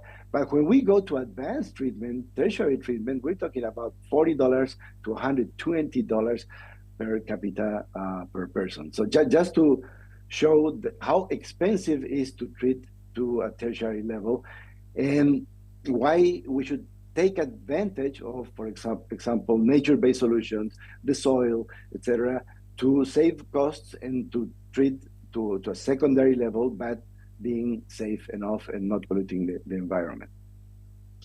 Now, when we plan for systems and we want to simulate an entire city or entire country, I will show you here 3 different scenarios. These 3 scenarios are for a population of 100,000 people. And what I'm trying to simulate here and show is how much would that population of 100,000 people would pollute under 3 different conditions, 3 different scenarios. On scenario number 1, there's no treatment whatsoever. So we have 100,000 people which are generating every day 5,000 kilograms of BOD. So this is 5 tons of BOD that biological oxygen demand in kilograms per day, okay? So 5 tons per day, this population generate. If there's no treatment whatsoever, let's say we just build sewers, but we don't treat, we're discharging all 5 tons into the environment. That's the first blue line, okay? In a second case, in the second scenario, 95% of the population gets no treatment whatsoever. And 5% of the population is on sewers. And those sewers go to a treatment plant. And we have implemented advanced treatment.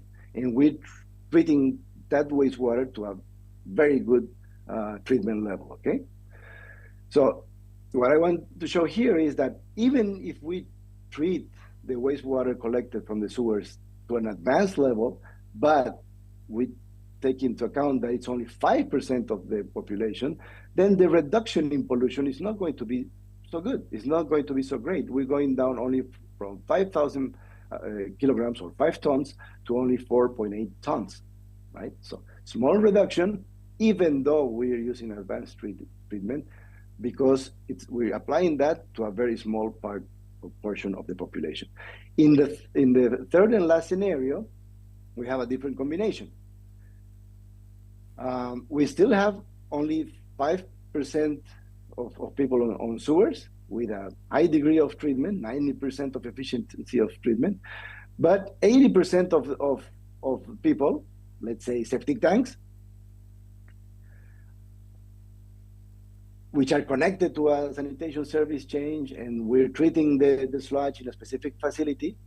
Even if we're not treating to an advanced level, only 75% of efficiency, we can see how much the pollution is being reduced. A lot, right? It's being reduced a lot because we're applying that solution, that sanitation scheme, to a large percent of the population. So my point here is that any treatment is better than no treatment. Okay? And we should prioritize and incorporate into our sanitation strategy the most people we can incorporate. So in the third scenario, we still have a 15% of people that don't get any treatment, right? We still have 15% of people whose wastewater is not being treated by the system. But if they have a septic tank, for example, in a place where infiltration is safe, nature is doing that treatment for free. And that's how we can take advantage of all these different sanitation solutions and at a very low cost. For example, in the case of septic tanks, the households themselves have done the heavy lifting of investment already, right? They have invested between $300 or $500 per capita when building their septic tanks. So the country can take advantage of that investment that is already in place, and we can exploit that investment, basically connecting those infrastructure at the household level to the sanitation service change to properly treat the sludge or the septage coming out of the septic tanks. So just to put some numbers for this at the level, we can start in a situation like this, typical to our Caribbean countries, where maybe only 20% of the wastewater is being treated properly. That's some wastewater on the top of the graph that is contained in the sewers, is transported by the sewers, but it's not being treated. That goes down, and it's part of the 80% of the water that is not being treated. This thick green arrow on the second line in the graph is the septic tanks that, even though wastewater is not being collected from the tanks, it's just being infiltrated, but it's being infiltrated in a safe area. That wastewater is being treated by nature. So that's the 20% we see here being properly treated. Right? We're not doing anything about it, but nature is. And the rest, the septic tanks in the risk areas and the sewer coming without treatment, all these big fat red arrows are part of the 80% of the wastewater that is not properly managed. So if we collect the septage from this percentage of tanks, we improve a lot. Just collecting sludge from septic tanks, we can go from 20% to maybe 48, 50% of wastewater properly being treated. And if we increase the sewers and increase the capacity of our treatment plants from the sewers, we can also go improve even higher. So just a combination of improving all these different solutions, centralized with proper treatment, decentralized from proper treatment, most of septic tanks connected to the sanitation service change and taking the septic to treatment. That way, in a gradual approach, gradually year by year, we can improve and flip the initial situation. Now we can have 80% of wastewater that is properly treated and only 20% maybe or less of wastewater that is not being treated. And this can be done easily using this approach. We have several cities that have achieved this in maybe between 5 and 10 years. Cities can go improving the situation like this. Just to finish, because my time is almost up, this way utilities can evolve from a linear approach to a more circular approach, from concentrating too much into infrastructure to concentrating into developing services. So a service-oriented approach. The important thing is to service the household, to service the people, to manage these systems. We can go from the current 5% sewer coverage that we have in the cities to 100% sanitation. So it's a broader approach. We're switching the chip in our heads. It's not only water and sewer, it should be water and sanitation, because these other types of sanitation are also managing wastewater. It's not only sewers. And that way we can go from polluting outfalls that we currently see everywhere to sustainable services that protect health and the environment. And to finish, this is a very, very short video. It's less than 1 minute. It's like 50 seconds. It's actually a commercial from a utility in Bolivia that had sewers only for 30% of the population, but 70% of the population relied on septic tanks. And what the utility did was to hire the private truckers, and also they purchased one truck for the utility in a 100,000 people city to collect the septage from septic tanks and incorporate that to their treatment. So the video is basically an announcement, a commercial of the utility, telling the people like they can just call and get their sludge picked up or scheduled for picked up. Just want to make sure you're looking at the video, or should I switch the screen? Maybe somebody can give me feedback there. Oh, we're not getting the video. Sorry. Okay, I'll connect the other screen and let's try it that way.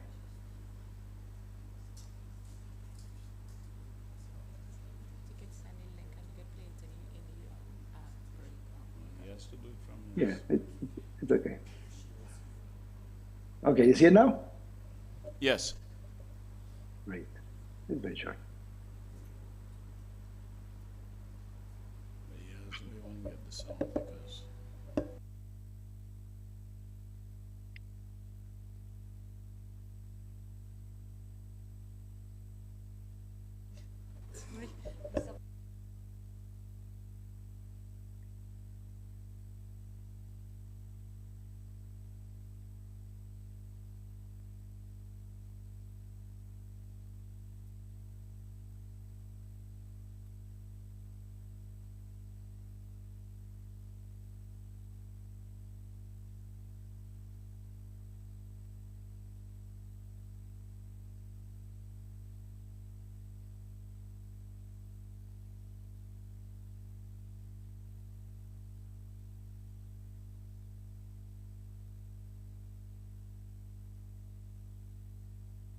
Okay, well, that was the presentation. Thank you so much for your attention.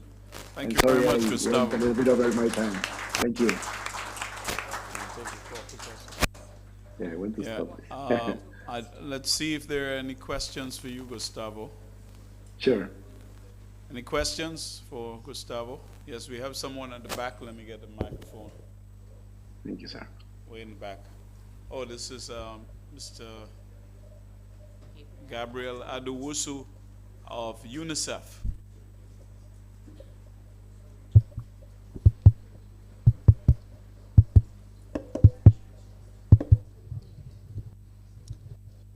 Yeah, good morning. Thanks a lot, Gustavo. So I have very interest in the presentation. I think, well, my background has mainly been on sanitation system strengthening.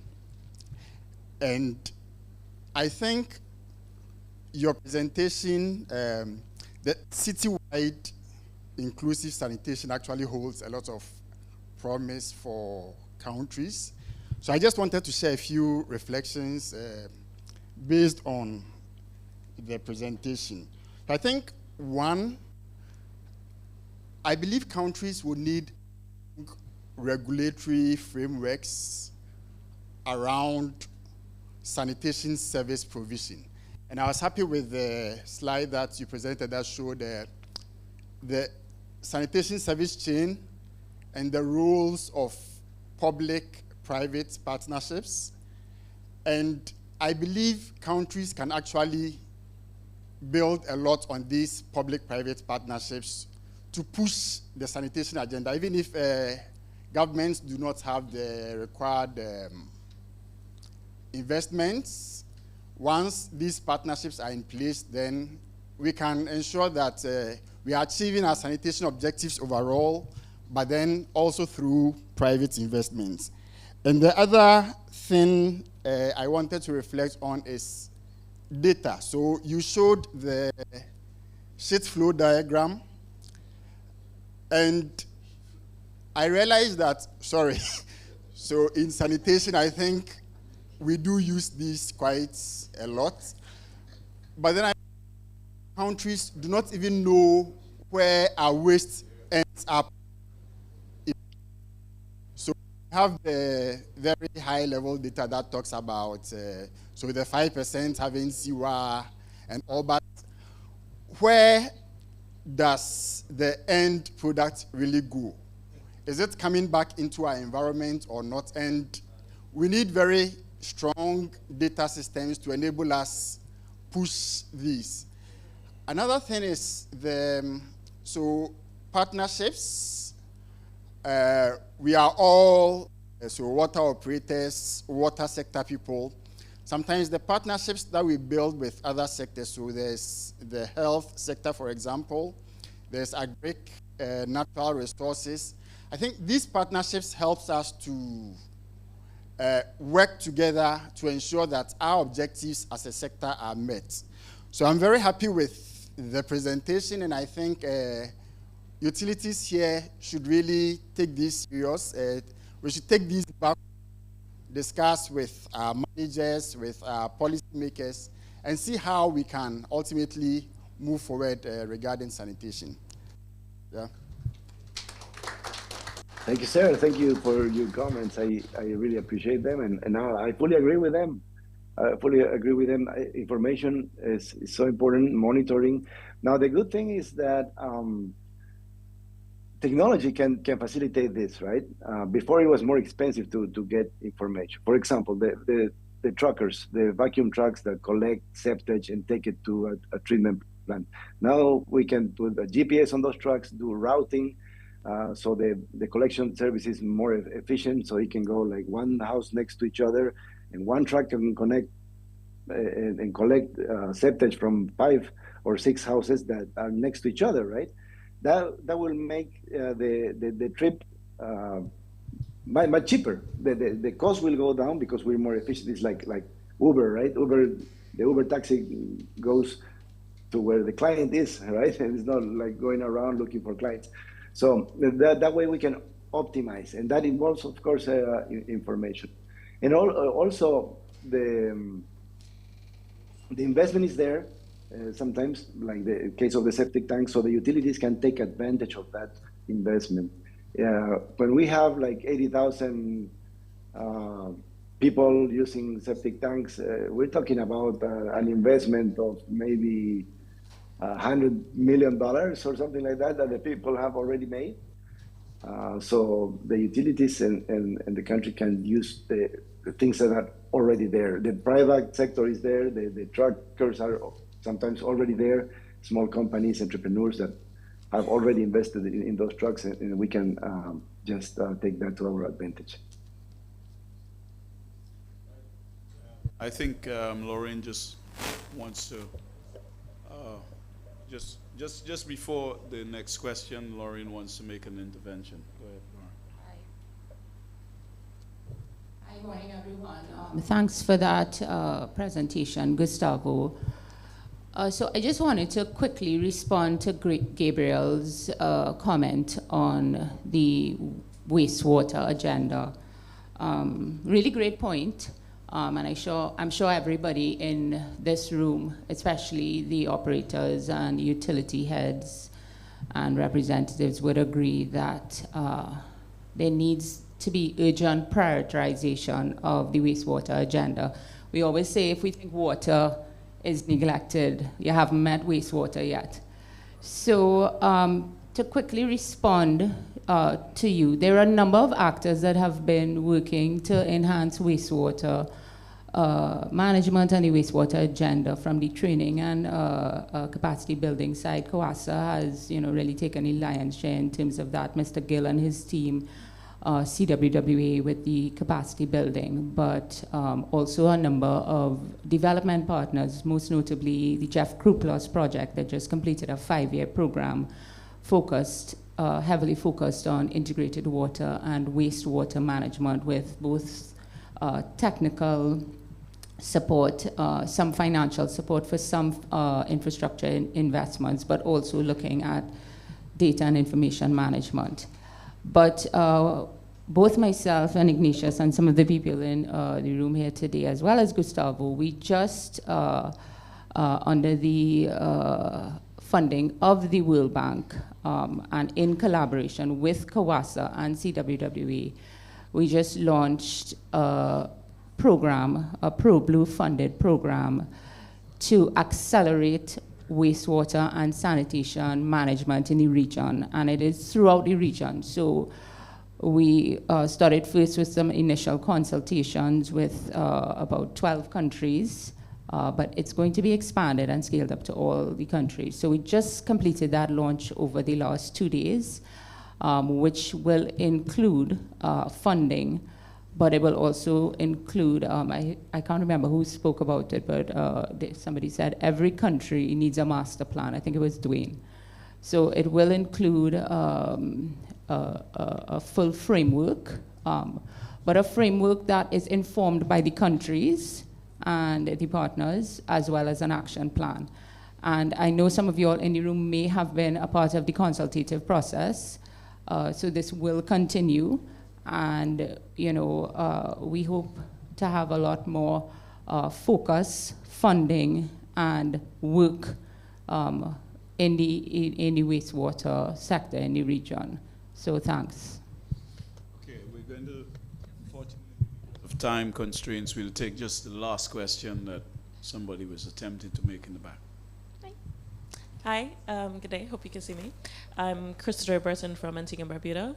So I know you shared a lot about the potentials for work that we can do with wastewater and making sure that we have a lot of public-private sector engagement. But I'm just wondering if there are any recent examples of a public-private sector partnership within the Caribbean region, or maybe even in just Latin America, and whether it was funded by World Bank or even if it wasn't, but just something that you could share that would be useful for us to know how that worked really well with utility companies and private sector firms.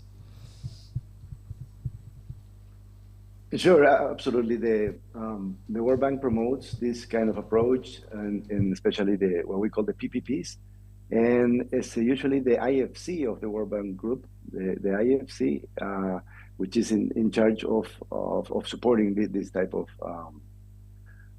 approach. So if there's anyone interested in looking at a specific case, for example, right, we can prepare a presentation, and we can even model different proposals, different ideas, different alternatives, because under this name of PPPs, right, there's many different options that go from, for example, a service contract management to a full-scale privatization, for example, or something like that, or a concession, a total concession of the services. So there's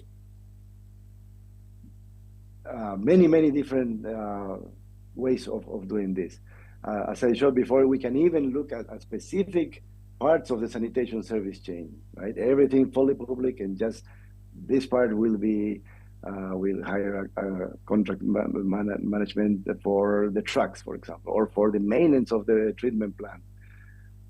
So yeah, there's a lot to explore there. There are many good examples in South America, Central America that we can look at. We could on demand prepare a specific presentation on that, or you can contact me. I'm writing my email in the chat box so they can share it with you. And we can be in touch, of course, to see specific needs or specific cases. Thank you. Thank you, Gustavo. And we really appreciated your contribution, albeit remotely. And we wish you safe travels. Thank you very much. Thank you, sir. Good. It was a pleasure to be here. Thank you, and Lorraine. Thanks, everyone. Good to see you. All right. Bye-bye.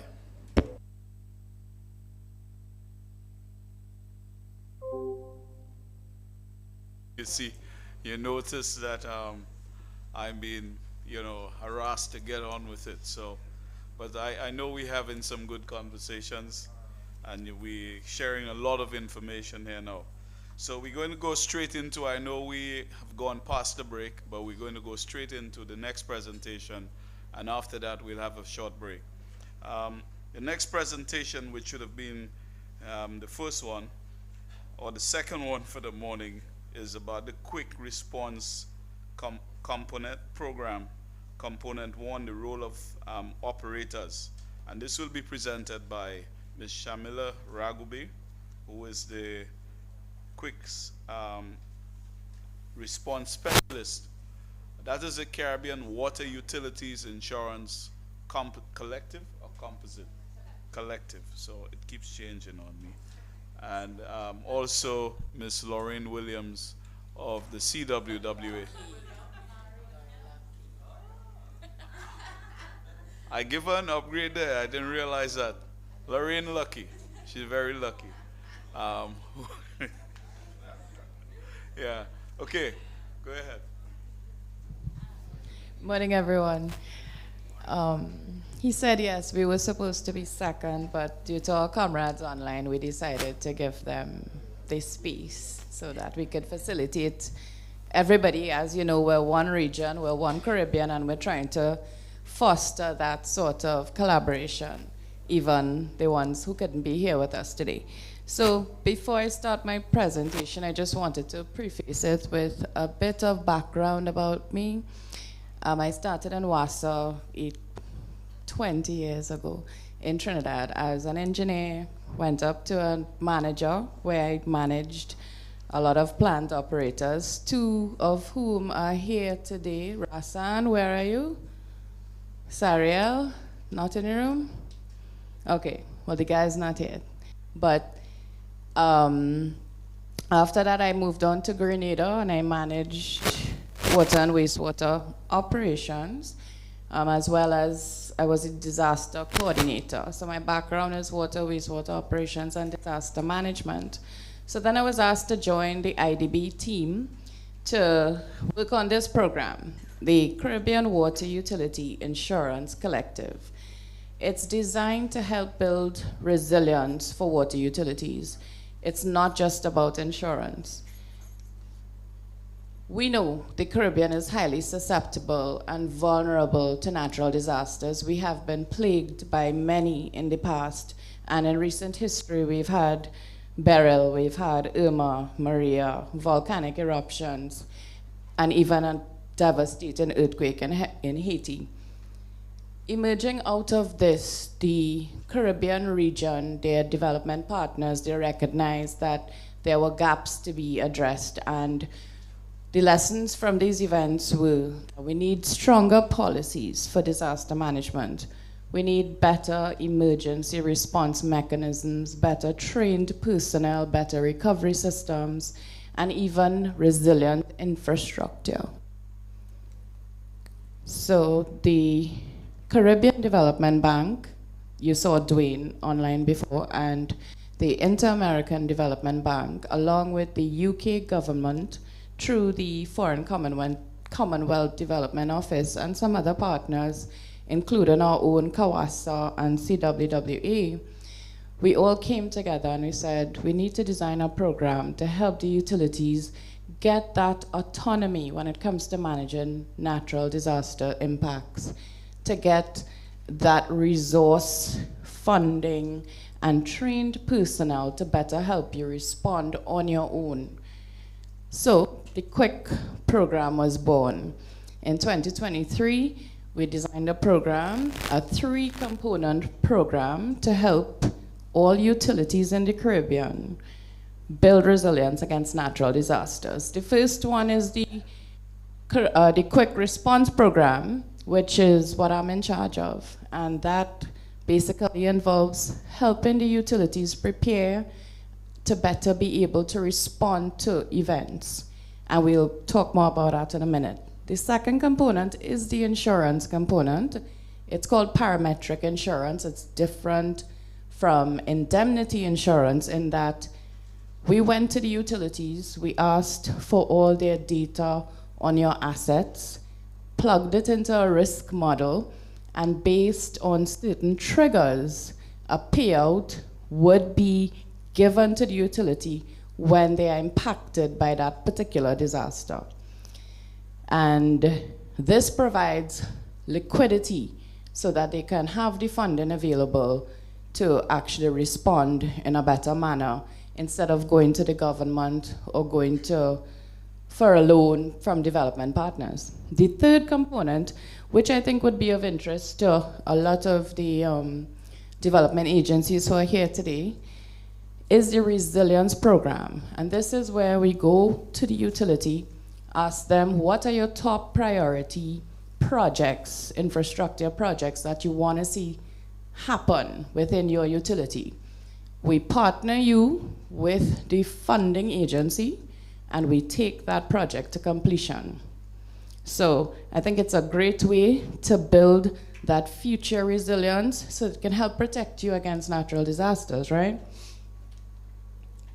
So Quick is open to all the water and wastewater facilities in the region. From Antigua straight down to CAWASA, as you see on the board there.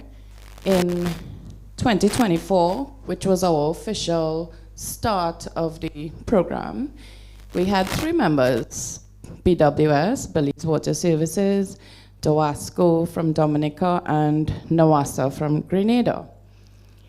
And unfortunately, Hurricane Beryl became sort of a marketing strategy for us in that NAWASA purchased a policy and they received a payout of $2.2 million US dollars. And this helped them greatly expedite the level of recovery that they needed to during 2024. And I think there's a session after the break to actually discuss the things that were done. So now, the response program. What is the response program all about? I think Mike is coming in and out, just if you have another one. Okay, got you. All right, so the Quick Response Program is all about redefining your disaster management framework within the water utility. It means we're gonna have a center of excellence for disaster response and recovery systems. We're gonna address all the gaps and challenges that people have been speaking about for years in the region. We know that in the Caribbean region, there's a level of camaraderie between utilities where our brother's keeper, when someone is impacted, we mobilize our teams, our resources, and we lend a helping hand. We know that. That exists for decades. However, we need a system that is more structured, more coordinated. We want to ensure that the people that are deployed in another country is protected, is even compensated to an extent. So what this means is that we're bringing a program to the Caribbean for all water and wastewater facilities, what we call under a mutual aid program. All right, and we do this using a mutual aid agreement because all the utility heads have to sign on to this. I see Mr. Acosta is shaking his head because right now he's reviewing that mutual aid program as the head of Belize. We also recognize that there are agencies in the Caribbean that also already deal with disaster management. We have to go through SEDIMA. SEDIMA is the regional coordinating body. They represent CARICOM nations in terms of offering disaster relief efforts. We have our own CWWA and CAWASA. Those are entities with professionals and training and technical coordination skills that we can rely on to assist us and have a more coordinated and structured approach to align disaster relief efforts strategically for water and wastewater utilities. So, the response program. What activities does it involve? We have developed key documentation. That documentation means we're gonna give you procedures on how to respond, how to know the different levels of operations, the different standard operating procedures when it comes to responding, the different forms that would help you stay accountable. Right, the different forms that would help you stay accountable in the process. There's also going to be an emergency response plan we're giving to each utility, designed and tailored to the intrinsic nature of your own utility. We're also going to be working with suppliers. Renuka. Yeah, we want to work with your suppliers in the region in that if we have pre-purchase agreements with them, we can easily call on them to supply and mobilize resources for you in a very fast manner, something that may not have existed formally before. And then we're going to be training your staff. So just wanted to touch on what this mutual aid program and what it means for each utility. Now, your utility heads have already been briefed on this. They have already sanctioned this quick program, and we're starting to train the different levels of staff. So the mutual aid program is going to talk about and going to make sure we cover the areas of how this program gets activated, what type of response level would activate the quick program.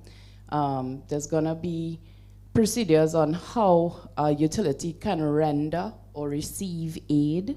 There's going to be procedures for mobilization, communication with the different utilities and stakeholders. We're going to talk about reimbursement, compensation to workers, safety, health of workers, liability, and even immunity.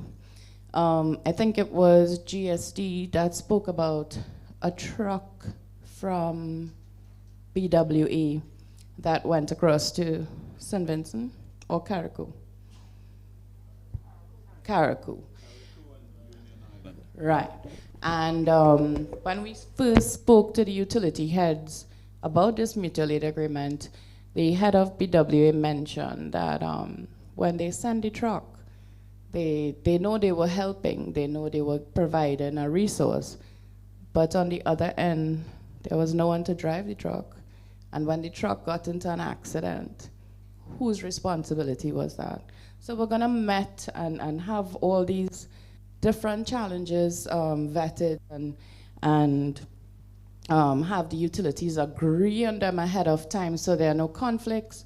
You know, no one has to wonder about any accidents or incidents that happen or occur afterwards. We want to make sure that we properly plan and as a Caribbean unite when it comes to dealing with disasters.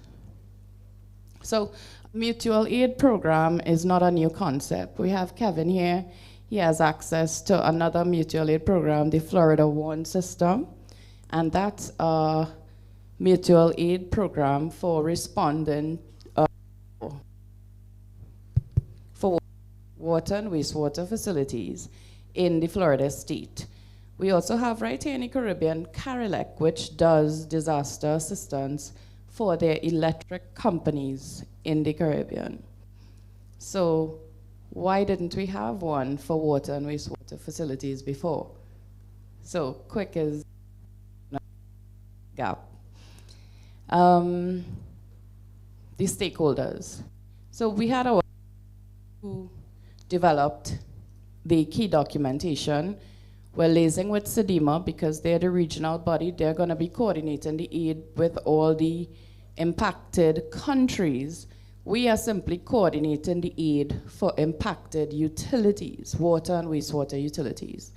We have CAWASA who's going to help us with technical coordination of the operations, the response operations, and CWWA, who Lauren is going to speak about this more, is going to assemble specialized personnel from their network to undertake detailed impact assessments on the ground when we're called upon to do so for a utility. What are our next steps? So we're going to finalize the training and documentation with each utility. We have already completed the first leg of training with BWS and WASA. We're going to Jamaica on Sunday. Suriname, we've done Bahamas as well.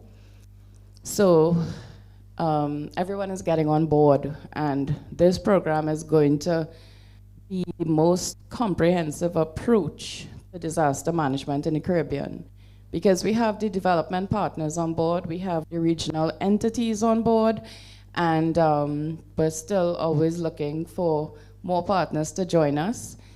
When GSD presented this morning, when Simon spoke about how we can get all the players in one room, it's actually through an MOU, a Memorandum of Understanding that GSD has with SEDIMA already, so that they can respond in the region.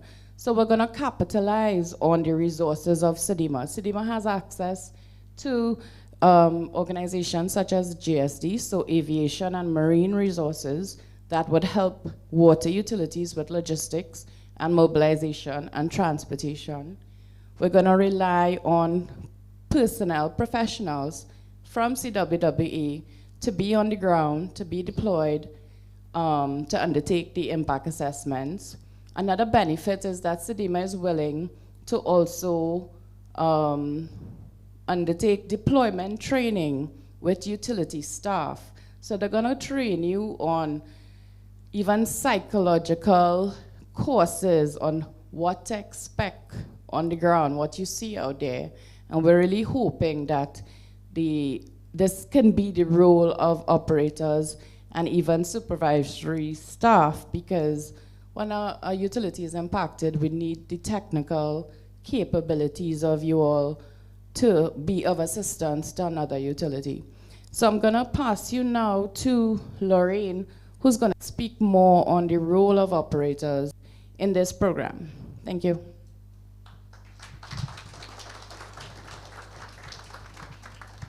Hi, thanks, Jamila. I promise I won't keep you from your break. This is a short presentation, and it really is valuable to each of you all in this room. But first, I just want to really commend the QUIC team. So, and I know that many of you all may be saying, you know, we do this already. The utilities already help out each other. But one of the things that could seriously impact the ability to respond is proper coordination. And that is what the QUIC program, and this is not something that was handed to us. This was developed by the Caribbean. It was developed by us, for us. So just before, anybody has ever participated in any support, any response for any utilities, Beryl, Dorian, Maria, anybody in the room? Right. Okay, so the thing about it is we, as Shamila said, we wanted to coordinate, we wanted to provide a coordination mechanism for how we respond in the Caribbean. And of course, we're going to use the professionals in the Caribbean. So as you know, the initial impact assessments or the initial assessors will go out immediately. They'll be deployed immediately. But one of the things that is also required are detailed impact assessments. That's how we build back better. That's how we know what's the true economic loss, what's the true infrastructure loss.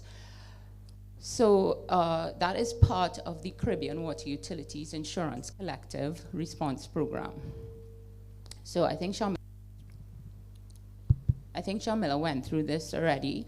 So I'm going to just focus on the CDMA through the ATC component, which will involve, of course, when the countries reach out to CDMA, request support, the acting technical coordinator, which will be supported by CAWASA and our team, will then reach out to Quick, and we will provide a team to go out to the countries to develop detailed impact assessments.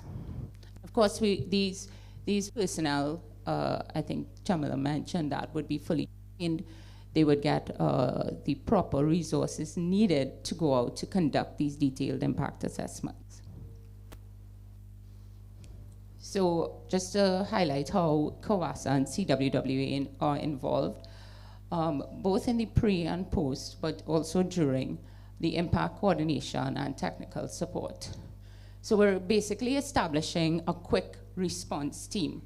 And rather than, and this was an approach, this was the approach that we utilize, and some of the utility heads or development partners, response partners in the room may know, when there's an event, we have to quickly try to rally support from surrounding countries, from the utilities, get them, it's either on the RSS or some, either on the RSS or some method of transportation, get them to the island to do the initial impacts. But what we want to do is have a master list ready of persons that have been vetted, that have been trained, that are ready to respond. Because part of the problem is, you may call these persons and they just can't do the deployment. So we're looking at a specialized team to conduct the detailed impact assessments. And their focus, because of course the bigger picture is washed, it's other elements of assessment, but this team is going to focus on the utility infrastructure damage and impact. As I said, there'll be training and orientation, and we are also looking at providing a stipend for these persons. So of course we'll cover all costs associated with your deployment, but we're also looking at a stipend because you're taking time out to do this, and it's taxing. I mean, you're not going to get richer, but it's a stipend. So yes, as I said, it'll be deployment of pre-selected Caribbean professionals. So this is just a mission to support affected Caribbean countries in the aftermath of disasters by conducting detailed impact assessments of utility infrastructure. And of course, moreover, to ensure rapid restoration of critical water and sanitation services. Just to highlight again, all utilities are involved across the region. So quickly, what's your role? How can you get involved? So we want you to apply to be deployed as an emergency responder under the Quick Response Program. I don't know if anybody saw these ads that went out in the last few weeks through the bulletins, through various social media platforms, but this is how we want to get you involved. So we're actually in the hurricane season. We started a bit in the pre-hurricane season, but this is meant to be a living list, so you're not too late. Who should apply? If you don't see your field in this list, that doesn't mean you can't apply. So of course, civil and mechanical engineers, maintenance managers, senior maintenance technicians, senior health and safety officers, disaster management specialists, water and wastewater specialists, environmental officers, and of course, quantity surveyors. And of course, operators. But operators with those skill sets. But as I said, if that is not within your field, you can still feel free to apply. What are the requirements? You just need to send us a copy of your CV, You need to be a Caribbean resident because, of course, the geographic location is important in deployment. You need to complete the disaster orientation training. You need to be available for deployment. So particularly during the Atlantic hurricane season, we would want you to sort of give a commitment that if you're called, you know, you're gonna deploy. You're not gonna tell us, hey, my wife say I can't go. Real story, real story. If Chris Husbands was here, he would give you that very real story. So, yeah. You need to be a CWWA member. You need to be a resident of the Caribbean, as I previously said. You need to have some additional skills and qualifications, but this will not limit you from being selected. This is just some additional skills that we'd be looking at, which is a bachelor's degree in relevant field, experience in disaster response or prior training, and of course, experience in water and sanitation operations and or management. So, we're fancy. There's a QR code. So we do have some persons that already applied. So if you can just scan the QR code and apply if you're interested. It's a very simple process, as I said. It's just, you know, some basic information, but most importantly, your CV needs to be uploaded. But if you don't get a chance to do it and you want to follow up with me, I can give you the address. I can share the information directly with you. But that's it. I told you I'd be quick. I was quick with quick.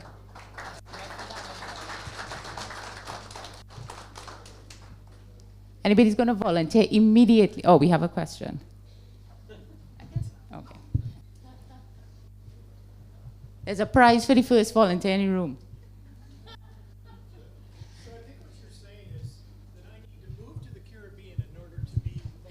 So no, you don't. So where you resident right now? I reside in the U.S. In Wisconsin. In Wisconsin. So the thing about it is, it would be difficult to deploy you from Wisconsin. We are considering Florida because Florida is one of our chapters on the CWW, and then it's also quite easy to deploy from Florida. But you know, there are other mechanisms. I know right now the Quick team is in discussions with Operators Without Borders because you know, Quick is still in development in terms of that aspect of it. So, you know, in terms of enhancing the cadre of persons that can be deployed. So it's not a no, but in terms of immediate deployment, the cost factor, the time frame with which we need to deploy persons, it just works better to utilize Caribbean professionals at the moment. I think there was a question in the back of the room. But I mean, if you want to move to the Caribbean, you know, I heard Grenada's nice and open to people, moving, relocating. Yeah, my question is regarding safeguarding persons who enter into foreign countries to do work. Yeah. What will be put in place to ensure their security protection? Also to ensure that they're not placed in the front line of the battle while the locals stay away from the more difficult and possibly life-threatening responses. Yeah, I know. Things like that. Yeah. Okay, well, we won't send you into a war zone, but so I know Shamila would want to respond on this based on the mutual aid agreement in particular. Yeah, so based on my half of the presentation, you would have seen that we're outlining every procedure possible for the different levels of disasters, the different types of disasters, and this ensures your safety. We have put clause upon clause about insurance for you, deployment training through SEDIMA for all the personnel that's involved in the process. We are going to continue our quick team drive with each utility. We're going to be going around to all the utilities to ensure that you, from the operator level, all the way up to management is aware of all the different procedures, as well as the Blue Sky training with GSD. We're going to be doing regional training, multiple utilities, so that you all get to know your neighbors, so that we are all on the same page, have that consistent level of information and knowledge at hand. So deployment training through SEDEMA teaches you a lot about what to expect on the ground, how to be mentally prepared, as well as physically prepared. How it's usually done is that security is facilitated by the utility that's impacted. Housing, meals, and even wages are covered between the utility that's impacted and the utility that's sending help. So all those procedures are outlined. All those questions that you would have when we come into your utility. Which utility are you from? CWSA. We still have to train St. Vincent, but we would be coming, and you would be a part of the training, and you would learn all about the different things that you would need to expect when something like this occurs. And I think I didn't mention it. I told you there were 3 utilities that joined our program, our just insurance program in 2024. This year we already have 7 on board, and it's not closed off as yet. The policy year is not closed off. So more and more utilities are joining, including St. Vincent. Mr. Crease was very excited. So do expect us, do expect to see us soon. And don't worry, we have all these considerations, all these questions that you have in hand. You will find them in the documents that you would be receiving free of charge. All right? Thanks. Hi, good morning. Timothy from Swim Call, Solid Waste Management, out of Trinidad and Tobago, professional operator. My question is concerning the deployment. In terms of where I work, I may need special permission to leave, notwithstanding your spouse and so on, but I may want to go and she may agree, and then the company says you can't go.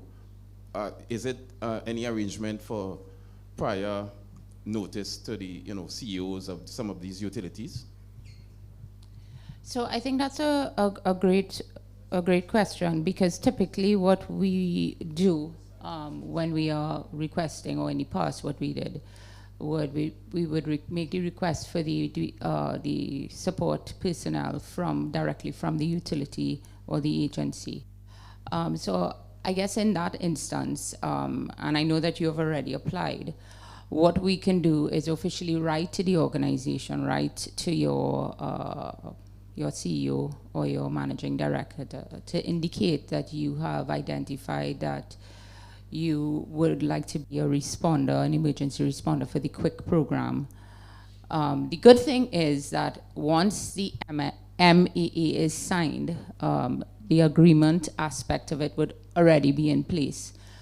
But if that hasn't been signed as yet, I do think that that would be one way to indicate that a member of their staff is interested in being deployed, and the likelihood of them being deployed is heightened during, of course, the Atlantic hurricane season.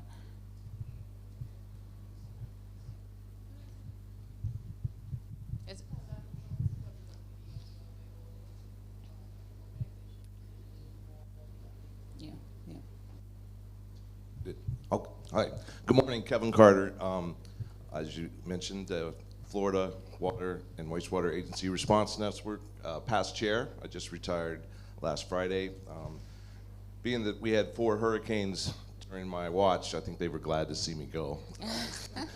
But I want to say some remarks on Floor Warren, but the first thing I want to do is congratulate you.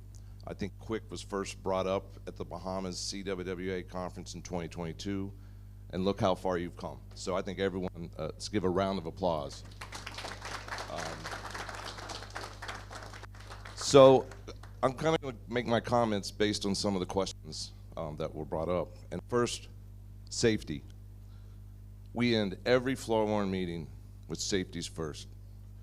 We say safety first so much until you're tired of hearing me say it, because it's the number one thing that you need to think of when you respond. Responders are excited, want to be there, want to help. People receiving the help are tired, have lost loved ones, have lost property. That combination needs to have safety in your mind first. So think of that when you hopefully don't have to respond, but as you're preparing and training.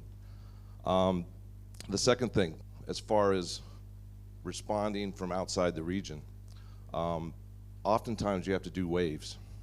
There's going to be a first wave of response, second wave of response. And so with the Caribbean response first, outside of the region, prepare, because these can be long, protracted responses. So, mutual aid agreements. I can't stress to you enough, whether you're making that decision or you're giving advice to the decision makers, sign the mutual aid agreement during blue skies.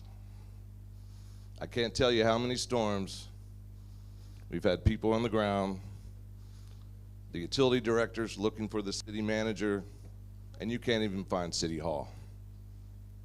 It's chaos. And then you finally find them, and you're signing it with a flashlight on the back of a pickup truck. The mutual aid agreement needs to be in place beforehand. And with that, also the training. And the exercises aren't just about thinking what you do in a storm. You develop relationships. We used to say that we were utilities helping utilities. We now say we're friends helping friends.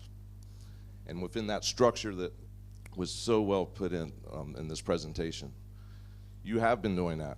But with the structure you have, it's keep going. All right, thanks. Technical difficulties.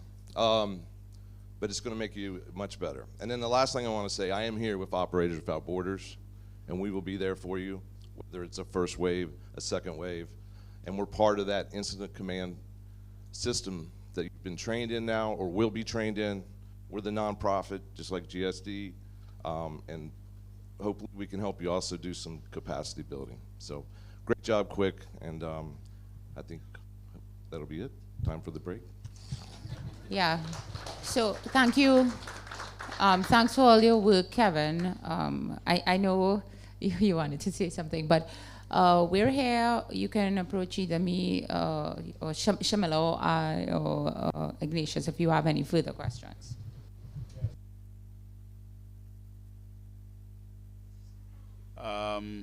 Because we are running very late and we have another presentation before we go to do the demo, and then we have to do lunch at 1 p.m.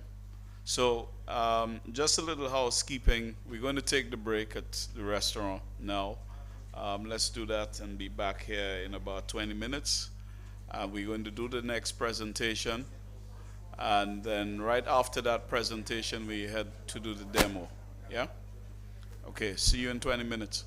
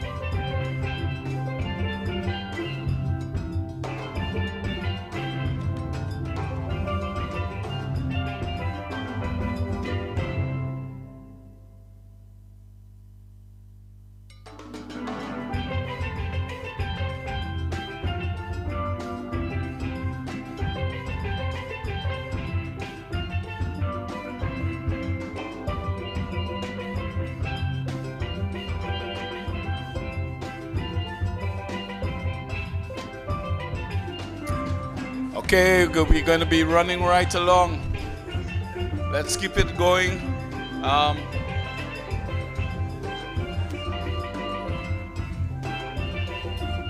So while we were away, as you settle down, what we're going to do is we're going to go into the session with the panel discussion with the CWSA, CAWASA, and GSD and UNICEF will be on that panel. And meanwhile, I should also tell you, after that session, panel discussion, we're going to move straight into the presentation by John Wright on the aquifer potable desalination system. And then we will break for lunch, and we thereafter will go to the demo right after lunch.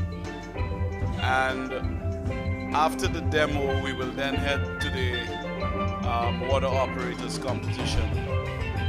But we're going to give you reminders. As you settle down, I had some giveaways. I still have some giveaways, but I still would want to acknowledge our sponsors. And we had some big sponsors like the government of St. Vincent and the Grenadines, the CWSA, and as in the Calypso tent, we say, when I say the name, you have to clap. So, government of St. Vincent and the Grenadines, clap. Sandpick, CTL, Wyman, Bailey's Water Services, Wasco, Caribbean Development Bank, Rudy's